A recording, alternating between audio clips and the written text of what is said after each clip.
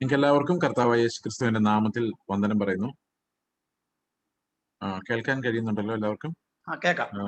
നമുക്ക് കഴിഞ്ഞ ദിവസങ്ങളിലെല്ലാം നമ്മൾ സംസാരിച്ചുകൊണ്ടിരുന്നത് ക്രിസ്തുവിന്റെ ജീവൻ നമ്മളിൽ വരുത്തുന്ന ആ ഒരു അപ്പോസ്റ്റലിക് ഉപദേശം എന്താണ് എന്നുള്ളതാണ്. നമുക്ക് പ്രധാനമായിട്ടും ക്രിസ്തു നമ്മളിൽ ഉരുവാകുന്നതിനും വളരുന്നതിനും ക്രിസ്തുവിന്റെ പരിപക്വത നമ്മൾ പ്രാപിക്കുന്നതിനും ശരിക്കും പറഞ്ഞാൽ രണ്ട് പ്രധാന അധ്യാപകരാണ് നമുക്കുള്ളത് എന്ന് വേദപുസ്തകം നമ്മളെ പഠിപ്പിക്കുന്നു. ഒന്ന് അപ്പോസ്തലന്മാർ ശരിക്കും നമുക്ക് അടിസ്ഥാനമാണ് ഇടുന്നത്. അപ്പോസ്തലന്മാരും പ്രവാചകന്മാരുടെയും അടിസ്ഥാനത്തിന്മേലാണ് സഭ പണിയപ്പെടുന്നത്. എല്ലാ സഭകളും അപ്പോസ്തലന്മാരുടെ ഉപദേശത്തിൽ പണിയപ്പെടേണ്ടത് ആവശ്യമാണ്. ഈ അപ്പോസ്തലന്മാരുടെ ഉപദേശം കേൾക്കുമ്പോൾ ഇതൊക്കെയാണോ ബൈബിളിൽ ഉണ്ടായിരുന്നതെന്ന് ആളുകൾക്ക് സംശയമുണ്ട്. കാരണം അത്ര പോലും നമ്മുടെ ഇടയിൽ ഈ അപ്പോസ്റ്റലിക് ടീച്ചിങ് എത്തിയിട്ടില്ല, ജനങ്ങളുടെ ഇടയിലേക്ക് എത്തിയിട്ടില്ല. ബൈബിൾ കോളേജൊക്കെ പഠിക്കുന്നുണ്ടാവും, ബട്ട് ഇത് ജനങ്ങളുടെ ഇടയിലേക്ക് എന്താണ് ഈ ഉപദേശം, അപ്പോസ്തലന്മാർ എന്താ പഠിപ്പിച്ചതെന്ന് ഒട്ടും തന്നെ എത്തിയിട്ടില്ല എന്നുള്ളതാണ് എന്റെ അനുഭവത്തിൽ നിന്ന് എനിക്ക് മനസ്സിലായിട്ടുള്ളത്. ഇത് കേൾക്കുമ്പോൾ ഒരു പുതുമ, അപ്പോസ്റ്റലിക് ഡോക്ടറിൽ നിന്ന് കേൾക്കുമ്പോൾ തന്നെ ഒരു പുതുമയായിട്ട് വന്നിട്ടുണ്ട്. പക്ഷെ അപ്പോസ്തലന്മാരെന്ന് പറയുന്നത് നമ്മുടെ ഒന്നാം ഘട്ടത്തെ പഠിപ്പിക്കലുകാരാണ്. അവര് നമ്മളെ നടത്തുന്നത് അടിസ്ഥാനങ്ങളിലേക്കാണ്. അടിസ്ഥാനം ഇട്ട ശേഷം വീണ്ടും വീണ്ടും അതേ പ്രമാണങ്ങൾ പഠിക്കുകയല്ല, നമ്മൾ ക്രിസ്തുവിന്റെ പരിജ്ഞാനം പ്രാപിക്കുന്നതിന് ആത്മാവ് നമ്മളെ പഠിപ്പിക്കുന്ന ഉപദേശങ്ങളിലേക്ക് നമ്മൾ പ്രവേശിക്കുമ്പോഴാണ് ശരിക്കും ക്രിസ്തുവിന്റെ ജീവൻ നമ്മളിൽ വ്യാപരിക്കുന്നത്. ഈ ആത്മാവ് പറയുന്നത് എങ്ങനെയാണ് മനസ്സിലാക്കാൻ പറ്റും? എന്നോട് സംസാരിക്കുന്ന ദൈവത്തിന്റെ ആത്മാവ് തന്നെയാണോ എന്ന് എങ്ങനെയാണ് നമുക്ക് വിവേചിക്കാൻ കഴിയും? ഈ വിഷയങ്ങളാണ് നമ്മൾ പൊതുവെ സംസാരിക്കാനുള്ളത്. ശരിക്കും പലർക്കും ആത്മാവ് എന്താണ് ചെയ്യുന്നതെന്ന് മനസ്സിലാകാത്തതിന്റെ ഒരു പ്രധാനപ്പെട്ട കാര്യം, ഞാൻ നേരത്തെ പറഞ്ഞ പോലെ നമ്മുടെ ഇന്നാഡിക്വസിയിലേക്ക് നമ്മൾ ഒന്നുമല്ല, നമ്മളെ കൊണ്ട് കഴിയില്ല എന്നുള്ള ആ ഒരു നിയമം നമ്മളെ ആ ഒരു തലത്തിലേക്ക് എത്തി തകർത്ത് കഴിയുമ്പോഴാണ് നമുക്ക് മനസ്സിലാകുന്നത് ഐ ആം ഇന്നാഡിക്വേറ്റ്, എനിക്ക് ഈ കർത്താവിന്റെ നിയമങ്ങൾ അനുസരിക്കാനുള്ള കഴിവില്ല എന്ന് ഞാൻ എന്നെ ഡിനൈ ചെയ്യുമ്പോൾ, ഡിനൈങ് ദ സെൽഫ് എന്ന് പറഞ്ഞു കഴിഞ്ഞാൽ അതിനകത്ത് ഇനി ഞാൻ വേണ്ട അങ്ങനൊന്നും തീരുമാനിക്കാൻ നമ്മളെ കൊണ്ട് പറ്റുകയില്ല. ആരെങ്കിലും ഒരു തല്ല് തല്ലാൻ നമ്മുടെ കൈ ഉയർത്തി നമ്മൾ ഒഴിഞ്ഞു മാറും. നമ്മളവിടെ ഉണ്ട്, നമ്മളത് ഇല്ല എന്ന് തീരുമാനിക്കാൻ പറ്റില്ല. ഡിനയൽ എന്ന് പറഞ്ഞാൽ അവിടെ ഉദ്ദേശിക്കുന്ന basically I don't trust myself എന്നുള്ളതാണ്. I trust in the lord. കർത്താവിലാണ് എന്റെ ആശ്രയം, എന്നിൽ തന്നെ ഞാൻ ആശ്രയിക്കുന്നില്ല എന്നുള്ളതാണ്. എന്റെ ജഡത്തിന്മേൽ ഞാൻ ആശ്രയിക്കുന്നില്ല. എന്റെ വിശുദ്ധീകരണം, നീതീകരണം, തേജസ്കരണം എല്ലാം കർത്താവിനെയാണ് ഞാൻ ആശ്രയിക്കുന്നത്, അതെല്ലാം ലഭിക്കാൻ വേണ്ടി. ഓക്കെ, എന്നെ തന്നെ അല്ല, ഞാൻ എപ്പോഴും തുടർച്ചയായി വിശ്വാസത്താൽ കർത്താവിലേക്ക് നോക്കുന്നു. അപ്പൊ നമ്മുടെ ഇന്നാഡിക്വസി എങ്ങനെയാണ് ഉണ്ടാകുന്നത്? ഇതൊരു സ്ലേവറിയിൽ നിന്നാണ് ഉണ്ടാകുന്നത്. നമ്മൾ അങ്ങോട്ടാണ് ഇന്ന് കിടക്കുന്നത്. What's our slavery? എന്താണ് നമ്മുടെ അടിമത്വം? അടിമ എന്ന് പറഞ്ഞു കഴിഞ്ഞാൽ നമുക്ക് എന്തിന്റെ അടിമയാണോ ആ എന്താ പറയുന്ന ആ ഒരു അടിമത്വം, യജമാനൻ ആരാണോ യജമാനൻ പറയുന്ന മാത്രം കേൾക്കുന്ന ആരാണ് അടിമ. അപ്പൊ പാപത്തിന്റെ അടിമ എന്ന് പറഞ്ഞാൽ പാപം നമ്മളിൽ വസിച്ചിട്ട് നമ്മളെ കൊണ്ട് പലതും ചെയ്യിപ്പിക്കുകയാണ്. അതാണ് ഈ പാപത്തിന്റെ അടിമത്വം എന്ന് പറയുന്നത്. പാവമാണ് യജമാനൻ. ഇപ്പൊ യജമാനൻ പറയുന്നതെല്ലാം ഞാൻ അനുസരിച്ചേ പറ്റൂ. കാരണം ഐ എം എ സ്ലേവ്, എനിക്ക് സ്വന്തമായി ഹിതമില്ല. ഞാൻ എന്ത് ചെയ്താലും അത് പാപമായിരിക്കും. ഇപ്പൊ ഏദൻ തോട്ടത്തിൽ നമുക്കറിയാം നന്മ തിന്മകളുടെ വൃക്ഷത്തിന്റെ ഫലം ഉണ്ടായിരുന്നു. ഈ പാപം എങ്ങനെയാണ് നമ്മൾ വാഴുന്നത്? ഇന്നലെ നമ്മൾ കണ്ടു ഈ പാപം പെരുകിയെടുത്ത് കൃപ പെരുകുന്നത് എങ്ങനെയാണ്, അല്ലെ? എങ്ങനെയാണ് പാപം പെരുകുന്നിടത്ത് കൃപ പെരുകുന്നത്? നമുക്ക് ഈ ഏദൻ തോട്ടത്തിലെ ആ ഒരു വിഷയത്തിലേക്ക് നമുക്ക് കടന്നു വരാം. അവിടെ നന്മ തിന്മകളുടെ വൃക്ഷത്തിന്റെ ഫലം ഇവർ തിന്നുമ്പോൾ എന്താ സംഭവിച്ചത്? ശരിക്കും ആൾക്കാർ പലരും ഞാനും വിചാരിച്ചിരുന്നത് അതിനകത്ത് തിന്മ ഉള്ളതുകൊണ്ടാണ് നന്മ എത്ര തിന്നാലും കുഴപ്പമില്ലെന്നാണ്. പക്ഷെ ഇതൊരു തെറ്റിദ്ധാരണയാണ്. നന്മ തിന്മയേക്കാൾ അപകടമാണ് ചില സമയത്ത്. ഈ കുറച്ച് നന്മ ഉള്ളിലുള്ളവർക്ക് മാനസാന്തരപ്പെടാൻ പോലും കഴിയില്ല. കാരണം അവർ മറ്റുള്ളവർ വിമർശിച്ചുകൊണ്ടിരിക്കും. ശ്രദ്ധിച്ചിട്ടുണ്ടോ? സ്വയനീതി എന്ന് പറയാം, സെൽഫ് റൈച്ചസ്നെസ്. ഞാൻ കുറച്ച് കാര്യങ്ങൾ അനുസരിച്ചിട്ടുണ്ടെന്ന് ബോധമുള്ളവർ ബാക്കിയുള്ളവർ എപ്പോഴും കുറ്റം പറഞ്ഞുകൊണ്ടിരിക്കും. നിങ്ങൾക്കറിയാം, രാവിലെ നിങ്ങൾ 5 മണിക്ക് എഴുന്നേറ്റ് ഒരു ദിവസം പ്രാർത്ഥിച്ചെന്ന് വിചാരിച്ചോ, അന്നാ വീട്ടിലുള്ളവർക്ക് എല്ലാം ഗതികേടായിരിക്കും. നീ എത്ര മണിക്ക് എഴുന്നേറ്റടാ? നീ ഇന്ന് 5 മണിക്ക് നിനക്ക് പ്രാർത്ഥിച്ചാൽ എന്താ കുഴപ്പം? കിടന്നുറങ്ങിക്കോ. ആകെ ഒരു ദിവസം ഈ പുള്ളി ഇരുന്നത്. ബട്ട് അതിന്റെ നീതി 4 പേരുടെ തലയിൽ വെക്കാതെ നമുക്കൊരു സമാധാനമില്ല. അപ്പൊ എന്തനുസരിച്ചാലും നമുക്കത് വേറൊരാളുടെ തലയിലോട്ട് വെക്കാനും അങ്ങനെ ചെയ്യാത്തവരെല്ലാം വിമർശിക്കാനുള്ള ടെൻഡൻസി ഉണ്ടാവും. അപ്പൊ തിന്മയും നന്മയും തമ്മിലുള്ള ആ ഒരു പോരാട്ടം, ഇത് നമ്മളിൽ ഒന്നുകിൽ നമ്മളെ പാവികളാക്കി മാറ്റും, അല്ലെങ്കിൽ നമ്മളെ സ്വയനീതിക്കാരാക്കി മാറ്റും. രണ്ട് തരത്തിലും we are disqualified for heaven. കാരണം either you are self righteous Pharisee or a sinner. ഈ either way you are not qualified for heaven. ഇതാണ് നമുക്ക് ഈ നന്മതിന്മകളുടെ വൃക്ഷം നമുക്ക് തരുന്നത്. വേറൊരു ഭാഷയിൽ പറഞ്ഞാൽ ഈ what is good and what is bad എന്ന് നമ്മൾ ഡിസൈഡ് ചെയ്യുന്ന ആത്മാവിലല്ല, പ്രാണനിലാണ്. നിങ്ങൾ ഈ പ്രസംഗം നല്ലതാണോ ചീത്തയാണോ എന്നാണോ നോക്കിക്കൊണ്ടിരിക്കുന്നതെങ്കിൽ നിങ്ങൾ ആത്മാവിലല്ല അത് കേൾക്കുന്നത്, പ്രാണനിൽ. കാരണം നമ്മുടെ പ്രാണന് എപ്പോഴും ഇവാലുവേഷൻ ഉള്ളൊരു കഴിവുണ്ട്. Evaluate things. അതായത് ഇത് നല്ല പ്രസംഗമാണ്, നല്ല പാസ്റ്ററാണ്, നല്ല ചർച്ചാണ്, നല്ല ആളുകളാണ്, നല്ല മൊബൈലാണ്, നല്ല ടി വിയാണ്, നല്ല കാറാണ്, നല്ല വീടാണ്, നല്ല സ്ഥലമാണ്, നല്ല രാജ്യമാണ്, നല്ലതാണ്. ഇതാരാ അനലൈസ് ചെയ്യുന്നത്? ഇത് ആത്മാവല്ല അനലൈസ് ചെയ്യുന്നത്.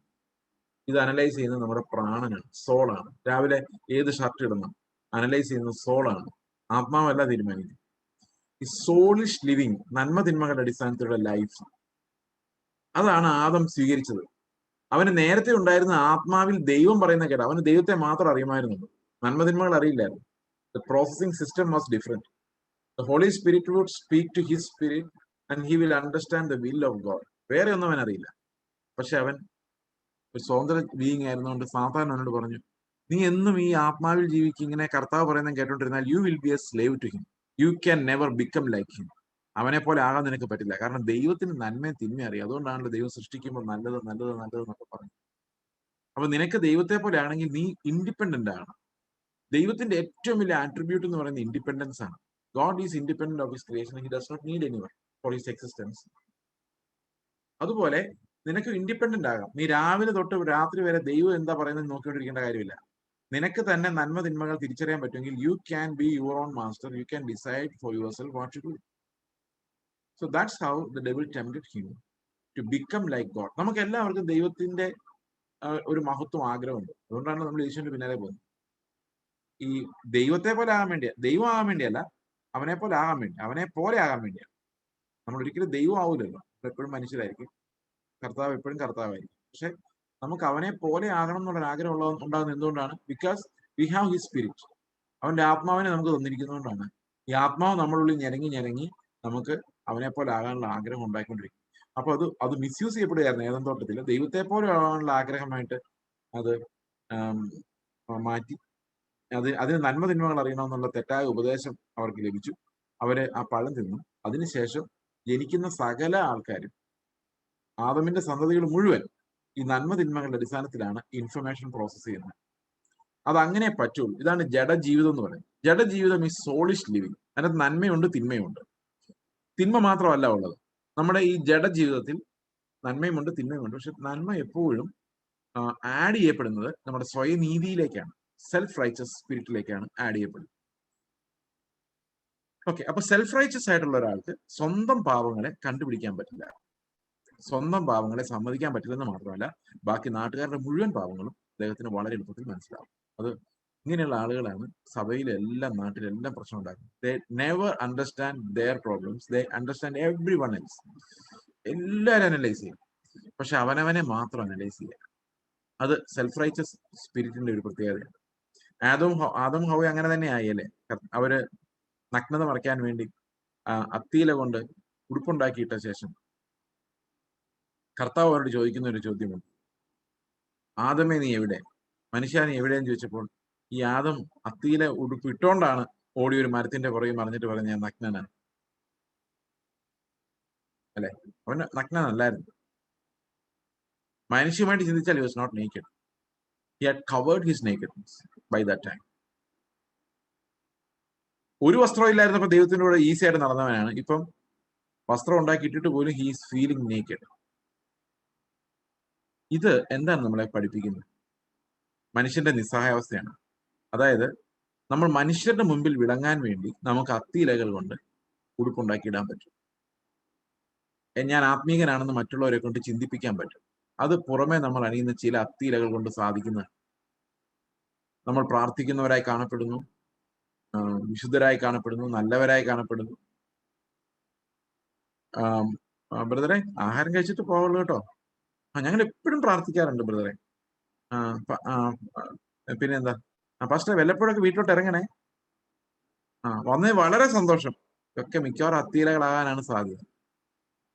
കാരണം അത്തിയില കൊണ്ടുള്ള കുപ്പായം പുറമേ മാത്രമേ ഉള്ളൂ, അകത്തില്ല. അകത്ത് വേറൊരു മനുഷ്യനാണ്. നിങ്ങൾക്ക് അങ്ങനെ ഉണ്ടോ? രണ്ടുണ്ടോ? ആദമിന് രണ്ടുണ്ടായി. അപ്പൊ തന്നെ ആ പഴം തിന്ന അന്നേരം തന്നെ രണ്ട് വ്യക്തികളായി മാറും. ഒന്ന് ഒരു അഭിനയിക്കുന്ന വ്യക്തി, അത്തിയിലകൾ കൊണ്ട് മറയ്ക്കപ്പെടുന്ന ഒരു വ്യക്തി. അപ്പൊ അത്തിയിലകൾ കൊണ്ട് മറയ്ക്കപ്പെടുന്ന വ്യക്തി മനുഷ്യരുടെ മുമ്പിൽ ഭയങ്കര ഡീസന്റ് ആയിരിക്കും. എന്നാൽ ദൈവം വന്ന് എവിടെ നീ എന്ന് ചോദിക്കുമ്പോൾ നഗ്നത കാണും. കാരണം അകത്തുള്ളതെല്ലാം പുറത്തു വരും. എനിക്ക് പ്രായമായ അപ്പച്ചന്മാര് ഒരു വെളിവില്ലാതെ സംസാരിക്കും ചിലപ്പോൾ, ചിലതൊക്കെ. എന്താന്ന് വെച്ച് കഴിഞ്ഞാല് അവർ ചെറുപ്പകാലം തൊട്ടേ ഒത്തിരി അഭിനയിക്കുമായിരുന്നു. എന്താ മോനെ വല്ലപ്പോഴും ഒന്നും വരാത്ത, ഇങ്ങോട്ടുള്ള വഴിയൊക്കെ ചുമ്മാ ചോദിക്കുന്നത്. ഇങ്ങോട്ട് വരുന്നതിനെ പുള്ളിക്ക് ഇഷ്ടമൊന്നുമില്ല. പക്ഷെ നമ്മുടെ ഈ സിവിലൈസേഷൻ കാരണം അങ്ങനെയൊക്കെ ചോദിക്കാൻ നമ്മൾ പഠിച്ചതാ ചെറുപ്പത്തിൽ. പക്ഷെ പ്രായമാകുമ്പോൾ സിവിലൈസേഷൻ എല്ലാം മറന്നുപോകും, ബുദ്ധിയെല്ലാം മറന്നു. അപ്പൊ ഉള്ളിലുള്ള എല്ലാം വെളിയിൽ വരും. അപ്പം മക്കള് പറയും മിണ്ടാതിരി അപ്പച്ച എന്തായി പറയുന്നത് ചോദിക്കാം, അല്ലെ? കാരണം അതാണ് ഒറിജിനൽ എന്ന് പറയുന്നത്. ഒരു ദിവസം ഇതെല്ലാം ദൈവത്തിന് മുമ്പിലേക്ക് വെളിയിലോട്ട് വരുന്ന ആലോചിച്ചേക്ക്. നമ്മുടെ ഹൃദയത്തിൽ കൂടെ പോകുന്ന ചിന്തകള്, അയൽവക്കാരോട് തോന്നിയ വൈരാഗ്യം, സഭയിൽ അടുത്തിരിക്കുന്ന ആളോട് തോന്നിയ കുശുമ്പ്, ഇതെല്ലാം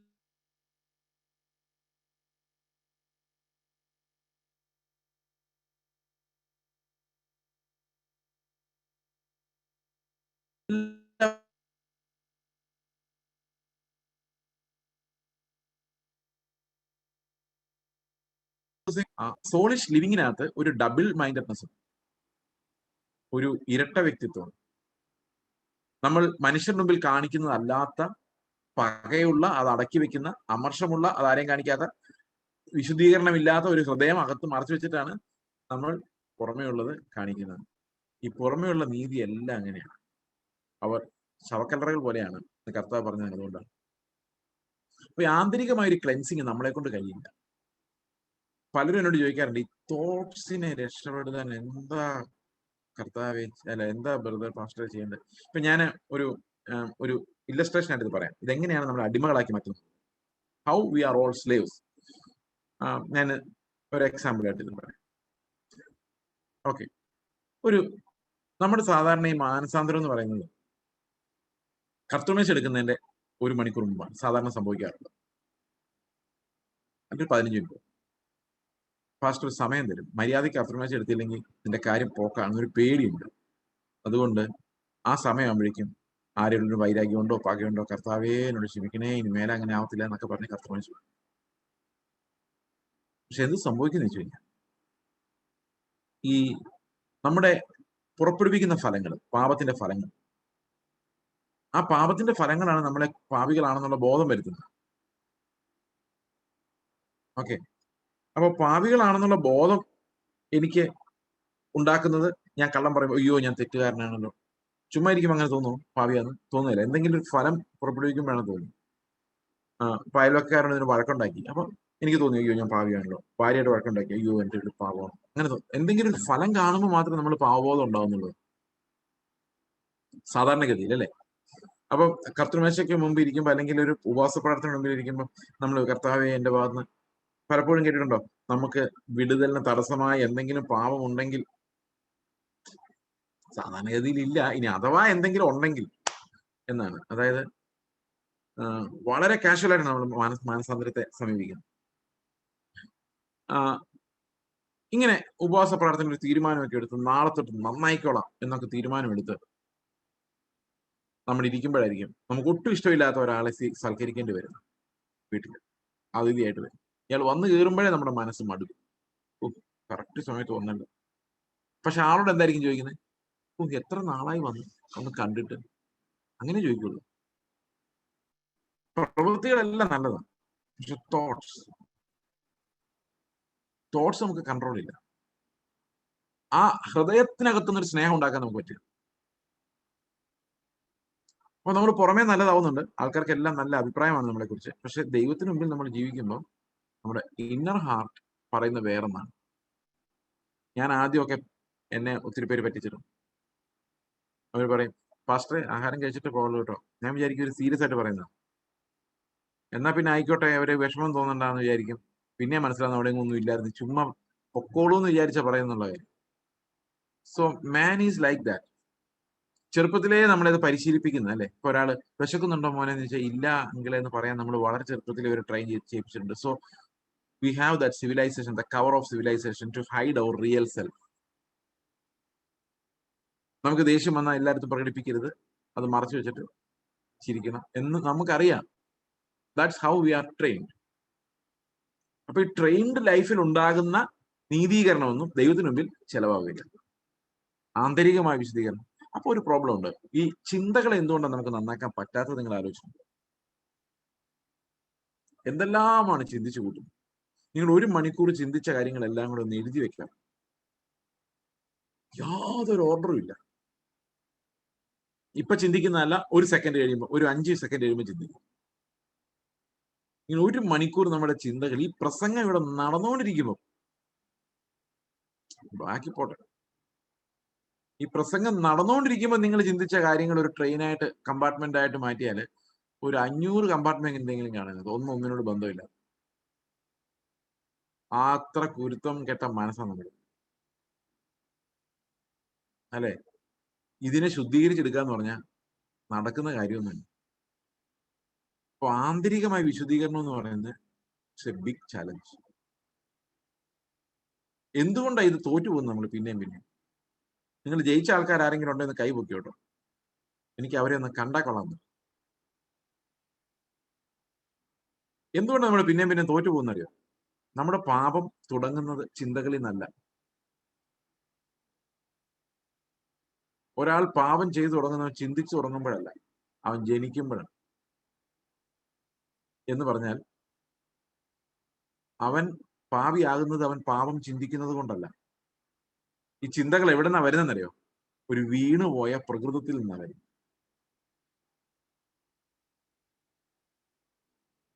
അപ്പൊ നമുക്കൊരു വീണുപോയ പ്രകൃതമുള്ളതുകൊണ്ട് ആ പ്രകൃതത്തിൽ നിന്നാണ് നമുക്ക് പാപചിന്തകൾ ഉണ്ടാകുന്നത്.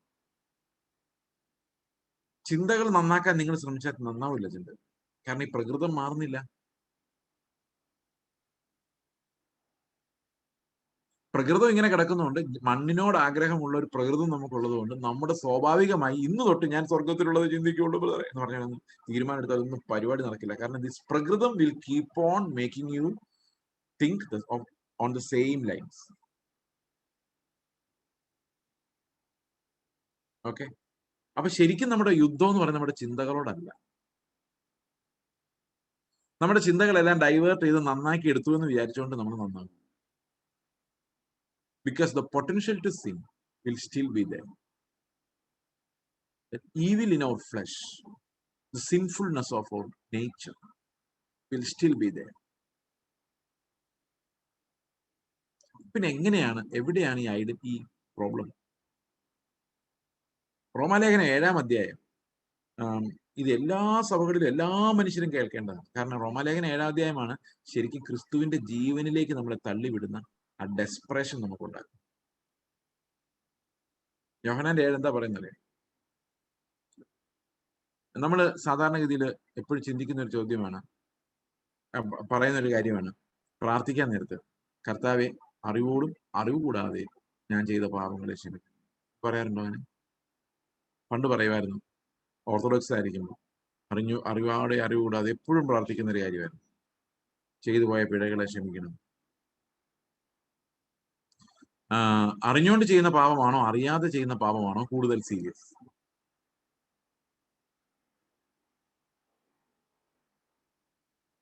നിങ്ങൾ ചിന്തിക്കാൻ വേണ്ടി ഒരു സെക്കൻഡ് തന്നാണ്. നമ്മൾ പെട്ടെന്ന് പറയാം അറിഞ്ഞുകൊണ്ട് ചെയ്യുന്ന പാപമാണ് കൂടുതൽ സീരിയസ്, അല്ലെ? ഉദാഹരണത്തിന് ഒരു മനുഷ്യനെ നിങ്ങൾ മനഃപൂർവ്വം കരുതിക്കൂട്ടി ഒരടി കൊടുക്കുകയാണ്, അവനോടൊരെണ്ണം കൊടുത്തേ പറ്റൂ തീരുമാനിച്ചു. അതേസമയത്ത് അറിയാതെ ദേഷ്യത്തിന് പ്രതീക്ഷിക്കാത്ത രീതിയിൽ കൈ വീശി കൊണ്ടു, ഇതിലേതാണ് സീരിയസ്?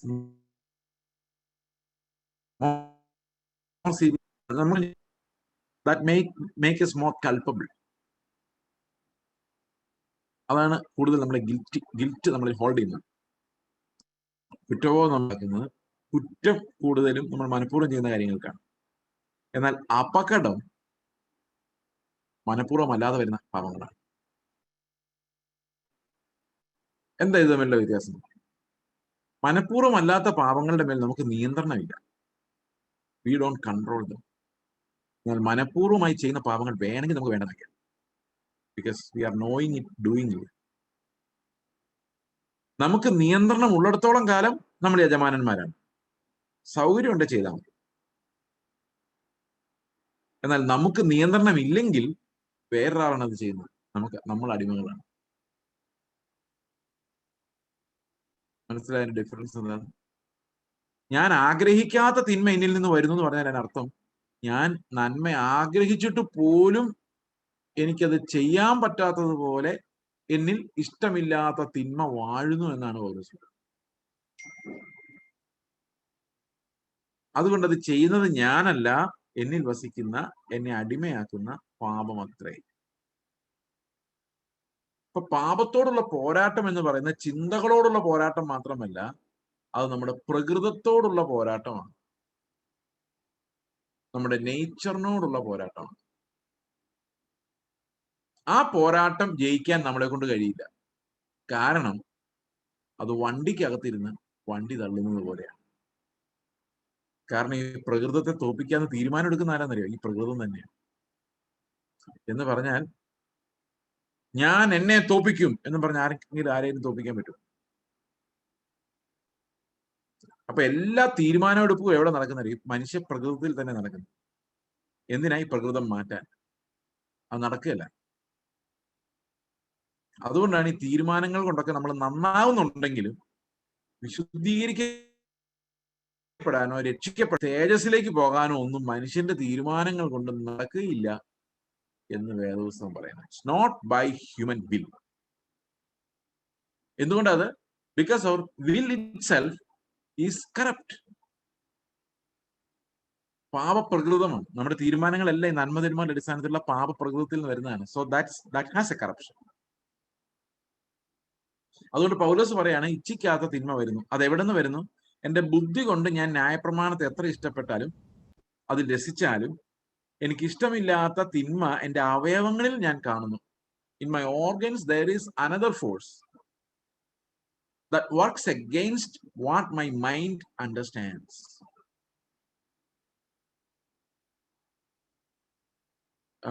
എന്ന് പറഞ്ഞാല് ഈ ശരിക്കും നമ്മുടെ ചിന്തകൾ തുടങ്ങുന്ന എവിടെ നിന്നാണ്? നമ്മുടെ ശരീരത്തിൽ നിന്ന്, അവയവങ്ങളിൽ നിന്നാണ് എഴുതിയിരിക്കുന്നത്. റോമാലേഖനം 7:24 പറയാണ്, അയ്യോ ഞാൻ അരിഷ്ട മനുഷ്യൻ, ഈ മരണത്തിന് അധീനമായ ശരീരത്തിൽ നിന്ന്, അവയവങ്ങളിൽ നിന്ന് എന്നെ ആ രക്ഷിക്കും. So sin does not originate from our mind. It originates from our nature, from our body, from our organs. ഇതാണ് നമ്മളെ അടിമകളാക്കുന്നത്. നമുക്ക് ഈ ബോഡി മാറ്റാൻ പറ്റില്ല. നമുക്ക് ഈ ബോഡി നാളെ തൊട്ട് പുതിയൊരു ബോഡി ആയിക്കോട്ടെ എന്ന് വിചാരിക്കാൻ പറ്റില്ല. മനസ്സ് വേണേ പുതുക്കാമെന്നൊക്കെ നമുക്ക് ചിന്തിക്കാം. പക്ഷെ ഈ മനസ്സെന്ന് പറയുന്നത്, നമ്മുടെ ശാസ്ത്രം അറിയാവുന്ന ആളുകള്, ഡോക്ടർമാരൊക്കെ ഇവിടെ ഉണ്ടെങ്കിൽ അവർക്കറിയാം, മനസ്സെന്ന് പറയുന്ന സാധനം is controlled by physiological things. അതായത് ശാരീരിക പ്രവണതകൾ മനസ്സിനെ നിയന്ത്രിക്കുന്നു. ശരീരത്തിലോടുന്ന കെമിക്കൽസ്, ഹോർമോണുകൾ, അവന്റെ പ്രകൃതം, ഇതെല്ലാം ടെമ്പറാമെന്റിനെ കൺട്രോൾ ചെയ്യുന്ന കാര്യങ്ങളാണ്. ജീനുകൾ, അല്ലെങ്കിൽ ഒത്തിരി ഫാക്ടേഴ്സ് ഉണ്ട് ഒരു മനുഷ്യന്റെ ബിഹേവിയർ നിയന്ത്രിക്കുന്ന കാര്യം. അവയവങ്ങളാണ് നമ്മളെ എന്ത് ചെയ്യുന്നത്? ന്യായപ്രമാണം അനുസരിക്കാൻ പറ്റാതെ ആക്കുന്നതെന്നാണ് പൗലോസ് പറയുന്നത്. ഏത് അവയവങ്ങളായിരിക്കും? ഏത് അവയവങ്ങളാണ് നമ്മൾ അടിമകളാക്കുന്നത്? ഈ ബൈബിൾ എഴുതുമ്പം ഒരു സയൻസ് പുസ്തകം അല്ലാത്തതുകൊണ്ട് ഏത് അവയവങ്ങൾ എഴുതിയിട്ടില്ലെങ്കിലും നമുക്ക് ഇന്ന് ചിന്തിക്കുമ്പോൾ അറിയാം, ഈ അവയവങ്ങളിൽ വ്യാപരിക്കുന്ന ശക്തി എന്ന് പറയുന്നത് മിക്കവാറും ബ്രെയിനിൽ വരുന്ന കെമിക്കൽസ്, അല്ലെങ്കിൽ നമ്മുടെ ഗ്രന്ഥികൾ പ്രൊഡ്യൂസ് ചെയ്യുന്ന ഹോർമോണുകൾ, ഇതൊക്കെ ചേർന്ന് നമ്മുടെ സ്വഭാവത്തെ നിയന്ത്രിക്കും. നിങ്ങൾക്കറിയാം, പലരും ഈ ദേഷ്യം നിയന്ത്രിക്കാൻ പറ്റാതെ കിടന്ന് ബഹളം വയ്ക്കുന്നവരുണ്ട്. ചിലപ്പോൾ ഉറക്കം വരാതിരിക്കുന്നത്, രാത്രി ഒന്നും ഉറക്കമില്ലാതിരിക്കും. അഡ്രിനാലിൻ എന്ന് പറഞ്ഞൊരു സാധനം ശരീരത്തിൽ കൂടുന്നുണ്ട്, ഹൈപ്പർ ടെൻഷൻ. എന്നാൽ ഞാൻ തീരുമാനം എടുക്കുന്നു, ഇന്ന് മുതൽ എനിക്ക് അഡ്രിനാലിൻ വരില്ല. എവിടെ നിന്നാ ഇത് വരുന്നതെന്ന് അറിഞ്ഞിട്ട് വേണ്ട തീരുമാനം എടുക്കാൻ. ഇത് എങ്ങോട്ട് പോകുന്നു എന്നുള്ളതിന്റെ യാതൊരു നിയന്ത്രണവും നമ്മുടെ കയ്യിലില്ല. അപ്പൊ നമ്മൾ ആൾക്കാർ അതാ കൂൾ ഡൗൺ, മിണ്ടാതിരിയടാ, പിന്നെ പറയാ. ഒരു രക്ഷയില്ല. 2 വാക്ക് പറയാതെ ഇവന്റെ ഈ അഡ്രിനൽ അടഞ്ഞ്. അത് സത്യം പറഞ്ഞൊരു ഡിഫൻസ് മെക്കാനിസം. ഈ ജീവികൾക്കെല്ലാം അവിടെ ഒരു ഡിഫൻസ് മെക്കാനിസത്തിന്റെ ഭാഗമാണ്. ഒരുത്തൻ ആക്രമിച്ചാൽ അഗ്രസീവ് ആയിട്ടുണ്ട് വർത്താനം പറഞ്ഞ് ആ ഡിഫൻസ് ആണ്. ഇത് ശരീരത്തിന്റെ പ്രകൃതത്തിനകത്ത് തന്നെയുണ്ട്. ഓക്കെ, ലസ്റ്റ്, അതുപോലെ ഓരോ വികാരങ്ങളും ഈ ശരീരത്തിന്റെ പ്രവണതകൾക്കകത്തുണ്ട്. ചിന്തിക്കില്ല, ഇനി മുതൽ ചിന്തിക്കില്ല എന്ന് പറഞ്ഞിരുന്നാലും കുറെ നേരം കഴിയുമ്പോൾ ഈ പ്രവണത ചിന്തിപ്പിക്കും. എഗ്രീഡ് സഹോദരങ്ങളെ? റൈറ്റ് ആണോ ഞാൻ പറഞ്ഞത്? നിങ്ങൾ തലയാട്ടിയാൽ പോലും എനിക്ക് കാണാൻ മേലെ. എന്തേലും ആയിക്കോട്ടെ, എനിക്ക് ഇതാണ് ഈ സൂമിനുള്ളൊരു പ്രോബ്ലം. ഇത് ആൾക്കാർക്ക് ഇത് എങ്ങനെയാ മനസ്സിലാവുന്നുണ്ടോ ഒന്നുകൂടെ പറയണോ, ഇതൊന്നും ഒരു പിടിയും കിട്ടില്ല. ഇപ്പൊ നേരിട്ട് എന്നാലും ഒട്ടും മനസ്സിലാവില്ല. ഇന്നലെ നേരിട്ടുള്ള മീറ്റിംഗ് ആയിരുന്നു, എല്ലാം മാസ്ക് വെച്ചേക്കുക, മുഖത്ത് എന്താണെന്ന് അറിയാൻ മേല. എല്ലാരും മാസ്ക് വെച്ചിരിക്കുന്നതുകൊണ്ട് ഇവർ ചിരിക്കുവാണോ കരയുവാണോ? അപ്പൊ ഞാൻ ഇടയ്ക്ക് ചിരിക്കുവാണെന്ന് കാണിക്കാൻ വേണ്ടി മാസ്ക് ഒന്ന് മാറ്റിയിട്ട് ചിരിക്കുവായിരുന്നു. അതായത് ഇപ്പൊ എന്ത് ചെയ്യാൻ പറ്റും? അവർ വിചാരിക്കും ചില ഭയങ്കര ഗൗരവമായിട്ട് സംസാരിക്കുവാന്ന് വിചാരിക്കും. സോ നൗ ഈ നോൺ വെർബൽ കമ്മ്യൂണിക്കേഷൻ എന്ന് പറഞ്ഞൊരു സാധനം ഇല്ലാതായി. കാരണം നമ്മുടെ കമ്മ്യൂണിക്കേഷന്റെ പ്രധാന ഭാഗം എന്ന് പറയുന്നത് കണ്ണുകൾ തമ്മിലും മുഖത്തെ എക്സ്പ്രഷൻസും തമ്മിലുള്ള കമ്മ്യൂണിക്കേഷൻ. ഞാനിപ്പോ ഈ മാസ്ക് വെച്ച് കഴിഞ്ഞാൽ ഞാൻ എന്താ ചിന്തിക്കുന്നത് ചിന്തിക്കാൻ പോലും പറ്റും. ഓക്കെ, അപ്പൊ ഈ അവയവങ്ങളിൽ വ്യാപരിക്കുന്ന ശക്തി, ഒരു ചെറിയ സ്റ്റേറ്റ്മെന്റ് നമ്മൾ സാധാരണ, എന്റെ പാസ്റ്ററെ ഈ ഹോർമോൺ പ്രോബ്ലം കൊണ്ടാണോ എന്നറിയത്തില്ലേ, എനിക്ക് ഭയങ്കര ദേഷ്യമാവും എല്ലാവരും. ഫൈൻ, നിങ്ങൾ കേട്ടിട്ടുണ്ടല്ലോ ഈ പ്രസ്താവന? മിക്കവാറും എല്ലാവർക്കും ഇപ്പൊ ഹോർമോൺ പ്രോബ്ലം. എന്നാ ഇങ്ങനെ കേട്ടിട്ടുണ്ടോ? ഹോർമോൺ പ്രോബ്ലം ആണ് തോന്നുന്നു എന്റെ പാസ്റ്റർ, എനിക്ക് എല്ലാവരോടും ഭയങ്കര കരുണയും സ്നേഹവും ക്ഷമയും ഒക്കെ തോന്നുന്നു. അങ്ങനെ കേട്ടിട്ടുണ്ടോ? സാധ്യതയില്ല. കാരണം ഇത് ഒരു പ്രോബ്ലം ഉണ്ടാക്കിയിട്ട് നമ്മളെ നന്നാക്കൂല, വഷളാക്കത്തേ ഉള്ളൂ. ഒരു കാര്യം ഉറപ്പാണ്, കർത്താവിന്റെ പ്രമാണം അനുസരിക്കാനുള്ള സ്നേഹം ഒരിക്കലും നമ്മുടെ ഒരു ഹോർമോണും ഉണ്ടാക്കും. അത് അങ്ങേയറ്റം ഉണ്ടാക്കുന്നത് എന്താണെന്നറിയാം? സഹോദര പ്രീതി. അതിനപ്പുറത്തേക്ക് കടക്കാൻ ഈ കുഞ്ഞിനോട് തോന്നുന്ന വാത്സല്യം, അല്ലെങ്കിൽ എന്താ പറയുന്നത്, നമ്മുടെ പ്രകൃതത്തിന് അത്രേ പറ്റുള്ളൂ. വേറൊരാൾക്ക് വേണ്ടി ജീവൻ കൊടുക്കാനുള്ള ഒരു ഹോർമോൺ നമുക്കില്ല. അങ്ങനൊരു സാധനം ഈ ശരീരത്തിൽ, ദൈവത്തിന്റെ നിയമത്തെ അതുകൊണ്ട് തന്നെ ഈ ശരീരത്തിൽ പൂർത്തിയാക്കാൻ കഴിയില്ല. ഇതാണ് നമ്മുടെ ബലഹീനത എന്ന് പറയുന്നത്, ജഡത്തിന്റെ ബലഹീനത. ജഡത്താലുള്ള ബലഹീനത നിമിത്തം ന്യായപ്രമാണത്തിന് കഴിയാത്തതിനെ സാധിക്കും. ന്യായപ്രമാണം എന്തുകൊണ്ട് ന്യായപ്രമാണം പൂർത്തിയാവുന്നില്ല? ന്യായപ്രമാണം എന്ന് പറഞ്ഞാൽ മാങ്ങാപ്പഴം പോലെയാണ്. ഇപ്പൊ ഞാൻ നിങ്ങളുടെ ഒരു ന്യായപ്രമാണം പറയാന്ന് വെച്ചു. ന്യായപ്രമാണം ഇതാണ്: ഇന്ന് ഇന്ത്യൻ ടൈം 7:40 ആകുമ്പോൾ ഈ പ്രസംഗം തീരും.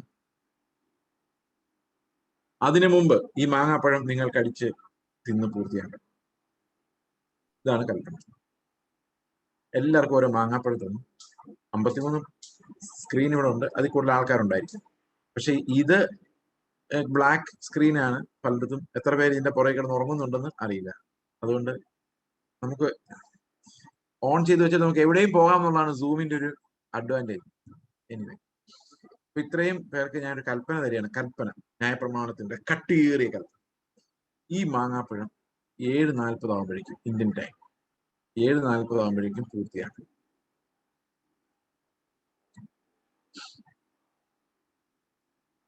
7:40 ആകുമ്പോൾ ഞാൻ ചോദിക്കാം, എത്ര പേര് കൽപ്പന അനുസരിച്ചു? നിങ്ങൾ എല്ലാവരും കൈ പോകും. കാരണം നല്ല കൽപ്പനയല്ലേ. മാങ്ങാപ്പഴം തിന്നാന്നൊക്കെ പറഞ്ഞ കൽപ്പനകൾ ലോകത്ത് എവിടെയെങ്കിലും കിട്ടും. പക്ഷെ ഒരു പ്രോബ്ലം ഉണ്ട്, മാങ്ങാപ്പഴം തിന്നെങ്കിലും ഈ മാങ്ങാണ്ട് കയ്യിരിക്കും. പക്ഷെ കൽപ്പന എന്തായിരുന്നു? ഫിനിഷ്ഡ്.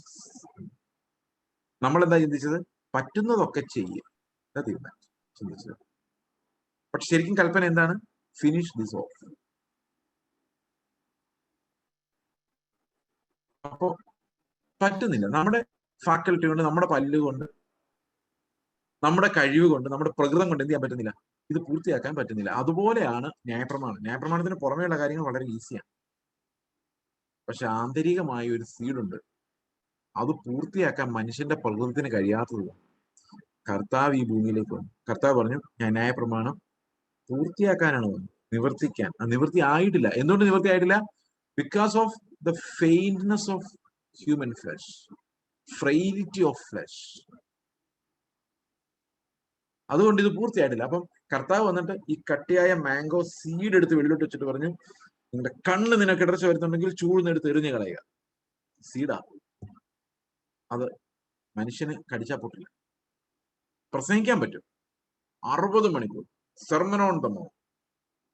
പക്ഷെ അനുസരിക്കുന്ന ഒരാളെ, ഇതിലേതെങ്കിലും ഒരു കൽപ്പന അങ്ങനെ അനുസരിക്കുന്ന ഒരാളെ കണ്ടിട്ടുണ്ടോ? കണ്ണുകൊണ്ട് ചൂഴ്ന്നെടുത്ത് എറിഞ്ഞു കളഞ്ഞ ആൾക്കാരെ കണ്ടിട്ടുണ്ടോ? വീട്ടിൽ കല്യാണം നടക്കുമ്പോൾ വഴിയിരിക്കുന്ന കുരുടരെയും മുടന്തരെയും കുഷ്ഠരോഗികളെ മാത്രം വിളിച്ചവരെ നിങ്ങളുടെ ഇടയിലുണ്ടോ? വാങ്ങാണ്ടി? No way. ഞാൻ കണ്ണ് ചൂഴ്ന്നെടുത്ത് കളയാൻ വേണ്ടി വിചാരിച്ചതാണ് 2007. ഞാൻ ഇങ്ങനെ ഒരു ദിവസം ചിന്തിച്ചു, കർത്താവ് ഈ കണ്ണില്ലായിരുന്നെങ്കിൽ എത്ര നല്ലതായിരുന്നു. പാപം ചെയ്യാൻ എത്രയും കുറഞ്ഞു. കാരണം നമ്മൾ ഒന്നിനെ കുറിച്ച് മോഹിക്കുന്നില്ല. ഒരു വണ്ടി കാണുമ്പോൾ ഇത് കൊള്ളാലോ, അല്ലെങ്കിൽ ഒരു മൊബൈൽ ഫോൺ കാണുമ്പോൾ ഇത് കൊള്ളാം കേട്ടോ, ഇത് നന്നായിട്ടുണ്ട്. ഒരു ഷർട്ട് കാണുന്നു, അല്ലെങ്കിൽ ലോകപരമായ പാപപരമായ പ്രകൃതിപരമായ എന്ത് കണ്ടാലും കാഴ്ചയിലൂടെ കടക്കുന്ന പോലെ പാപം വേറെ ഒരിടത്തൂടെ പോകുന്നു. അപ്പൊ ഞാൻ ചിന്തിച്ചു, ഈ കണ്ണ് കാണുന്നില്ലായിരുന്നെങ്കിൽ ശരിക്കും ഒന്നിനെ കുറിച്ച് ആഗ്രഹിക്കണ്ടായിരുന്നു. പിറ്റേ ദിവസം ആയപ്പോ എന്റെ കണ്ണിന് ഭയങ്കര പെയിൻ, ഇതിനെ കണ്ണിൽ കൂടെ വെള്ളം വരുന്നു. ഡോക്ടറെ കൊണ്ട് കാണിച്ചപ്പോൾ ഡോക്ടർ പറഞ്ഞു ഗ്ലുക്കോമയാണ്, കണ്ണിന്റെ കാഴ്ച കുറഞ്ഞോണ്ടിരിക്കും. ഞാൻ അപ്പൊ തന്നെ കണ്ണ് ചൂഴ്ന്നെടുത്ത് കളയാൻ പോയവനാ തലേ ദിവസം. അപ്പൊ തന്നെ ഞാൻ പറഞ്ഞു, കർത്താവേ എന്റെ കണ്ണെനിക്ക് തിരിച്ചു തരണമേ, ഞാൻ ഇടർച്ച വരാതെ നോക്കിക്കോളാം, എന്നെ സഹായിക്കണമേ എന്ന് പറഞ്ഞ് നിലവിളിച്ചു. കണ്ണ് തിരിച്ചു കിട്ടി, ഒന്നും സംഭവിച്ചില്ല. ഇത്രയേ ഉള്ളൂ മനുഷ്യന്റെ കപ്പാസിറ്റി. ഓക്കെ, അപ്പൊ ഏതെങ്കിലും ഒരു കൽപ്പന അനുസരിച്ചാൽ വേറെ 4 അനുസരിക്കാത്ത ബാക്കി കാണും. ഇത് എന്തുകൊണ്ടാണ് നമുക്ക് അനുസരിക്കാൻ പറ്റാത്തത്?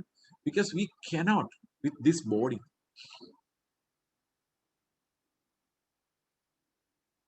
അപ്പൊ ബലഹീനത എന്ന് പറയുന്നത് ജഡത്താലാണ് സംഭവിക്കുന്നത്, ശരീരത്തിന്റെ ബലഹീനതയാണ്. ഇതിനെ അതിജീവിക്കാൻ നമുക്ക് ഒരൊറ്റ പരിപാടിയുള്ളൂ. എങ്ങനെ രക്ഷപ്പെടും? അനുസരിക്കാത്തവരാരും സ്വർഗത്തിൽ പോകില്ല കേട്ടോ. അനുസരിക്കാൻ നമുക്ക് കഴിവുമില്ല. ഈ ഗിരിപ്രഭാഷണം നമ്മൾ അനുസരിക്കണ്ടേ? അനുസരിക്കണം. കണ്ണ് ചൂഴ്ന്നെടുത്ത് കളയണ്ടേ? കളയണം. പക്ഷേ അത് അനുസരിപ്പിക്കാൻ ദൈവത്തിന് ഒരു വഴിയുണ്ട്. ഈ വഴിയാണ് നമ്മൾ അപ്പോസ്തലിക ഉപദേശം എന്ന് പറയുന്നത്. ഇത് വളരെ പ്രഷ്യസ് ആണ്. കാരണം ഇത് ലോകത്തിൽ ഒരു ബുദ്ധിക്കും വെളിപ്പെട്ടിട്ടുള്ള കാര്യമല്ല, ബൈബിളിൽ മാത്രമേ ഉള്ളൂ. എങ്ങനെയാണ് നമ്മളെ നീതിയുടെ അടിമകളാക്കി മാറ്റുന്നത്? ഒരു കാര്യം ഞാൻ നിങ്ങളോട് പറഞ്ഞു, ഒരു കാരണവശാലും നമ്മൾ നന്നാവില്ല. നിങ്ങൾക്ക് വിശ്വാസം ഉണ്ടോ അത്? അപ്പൊ പിന്നെ എന്ത് ചെയ്യാൻ പറ്റും? നിങ്ങളൊരു മൊബൈൽ ഫോൺ വാങ്ങിച്ച് ഒരു 15 വർഷം ഉപയോഗിച്ചെന്ന് വിചാരിച്ചു, അത് അവിടെ ഇവിടെ എല്ലാം പൊട്ടി, സ്പീഡും ഇല്ല, ഓപ്പൺ ആകുമ്പോൾ ഹാങ് ആകുന്ന അവസ്ഥയിലാണ്. നിങ്ങൾ ഇത് കൊണ്ടുപോയി ഒരു മൊബൈൽ റിപ്പയർ ഷോപ്പിൽ കൊണ്ടുപോയി ചെന്നിട്ട് പറയാ, എന്ത് ചെയ്യാനാ, ഇതിനകത്ത് ഒരു ശബ്ദവും വരുന്നില്ല. അപ്പൊ അയാൾ എന്ത് പറയും? അമ്മാമ്മേ ഇത് നന്നാക്കാൻ പറ്റൂല, ഇത് കളഞ്ഞിട്ട് വേറൊന്ന് എടുക്കുന്ന പറയലേ. അതുപോലെ നമ്മുടെ ഈ പഴയ ജഡത്തെ നന്നാക്കാൻ പറ്റാത്തത് കൊണ്ട് കർത്താവ് എന്ത് ചെയ്തു? അതിനെ മാറ്റി പുതിയതൊന്ന് ഫിറ്റ് ചെയ്തു. ഇതിനെയാണ് നമ്മൾ വീണ്ടും ജനനം എന്ന് പറയുന്നത്. Rebirth, regeneration. എന്തിനാ നമ്മളെ വീണ്ടും ജനിപ്പിച്ചത്? പഴയത് നന്നാക്കാൻ പറ്റാത്തത്. പഴയത് വെച്ചുകൊണ്ട് ദൈവരാജ്യത്തിൽ പ്രവേശിക്കാൻ പറ്റാത്തത്. പഴയ ജഡത്തിന്റെ യുക്തി ചിന്തകൾ കൊണ്ട് ദൈവരാജ്യത്തെ മനസ്സിലാക്കാൻ പറ്റാത്തത് കൊണ്ട് ആത്മാവിനാൽ സൃഷ്ടിക്കപ്പെടുന്ന ഒരു പുതിയ മനുഷ്യനെ ദൈവം നമുക്ക് ഉണ്ടാക്കി തന്നു, വീണ്ടും ജനിപ്പിച്ചു. പഴയതിൽ നിന്നല്ല, പുതിയതിൽ നിന്നാണ് നമ്മൾ അവകാശങ്ങളെ പ്രാപിക്കുന്നത്. We have a new life.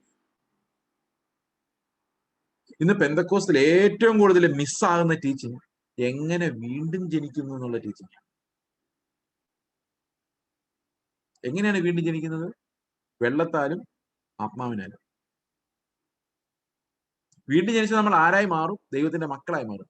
അവനെ കൈക്കൊണ്ട് അവന്റെ നാമത്തിൽ വിശ്വസിക്കുന്ന ഏവർക്കും അവൻ ദൈവമക്കളാകുവാൻ അധികാരം കൊടുക്കും. അവൻ എങ്ങനെയാണ് ദൈവമക്കളാകുന്നത്? ആ പ്രോസസ് എന്താണ്? വെള്ളത്താലും ആത്മാവിലും. ഈ വെള്ളം എന്താന്നുള്ള കാര്യമാണ് വലിയൊരു കോൺഫ്ലിക്റ്റ് ആയിട്ടുണ്ട്. കത്തോലിക്കരോട് ചോദിച്ചു കഴിഞ്ഞാൽ അവർ പറയും വെള്ളം എന്ന് പറയുന്നത് സ്നാനമാണ്.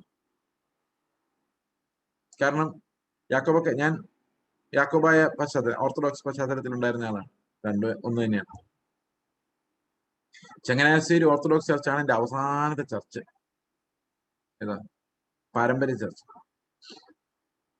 ഞാൻ കാരണം ഹോസ്റ്റലിൽ പഠിച്ചുകൊണ്ടിരുന്നപ്പോ അവിടെ പോയിക്കോളും. ഓക്കെ, അവര് വീണ്ടും ജനിപ്പിക്കുന്നത് എങ്ങനെയെന്നറിയാം?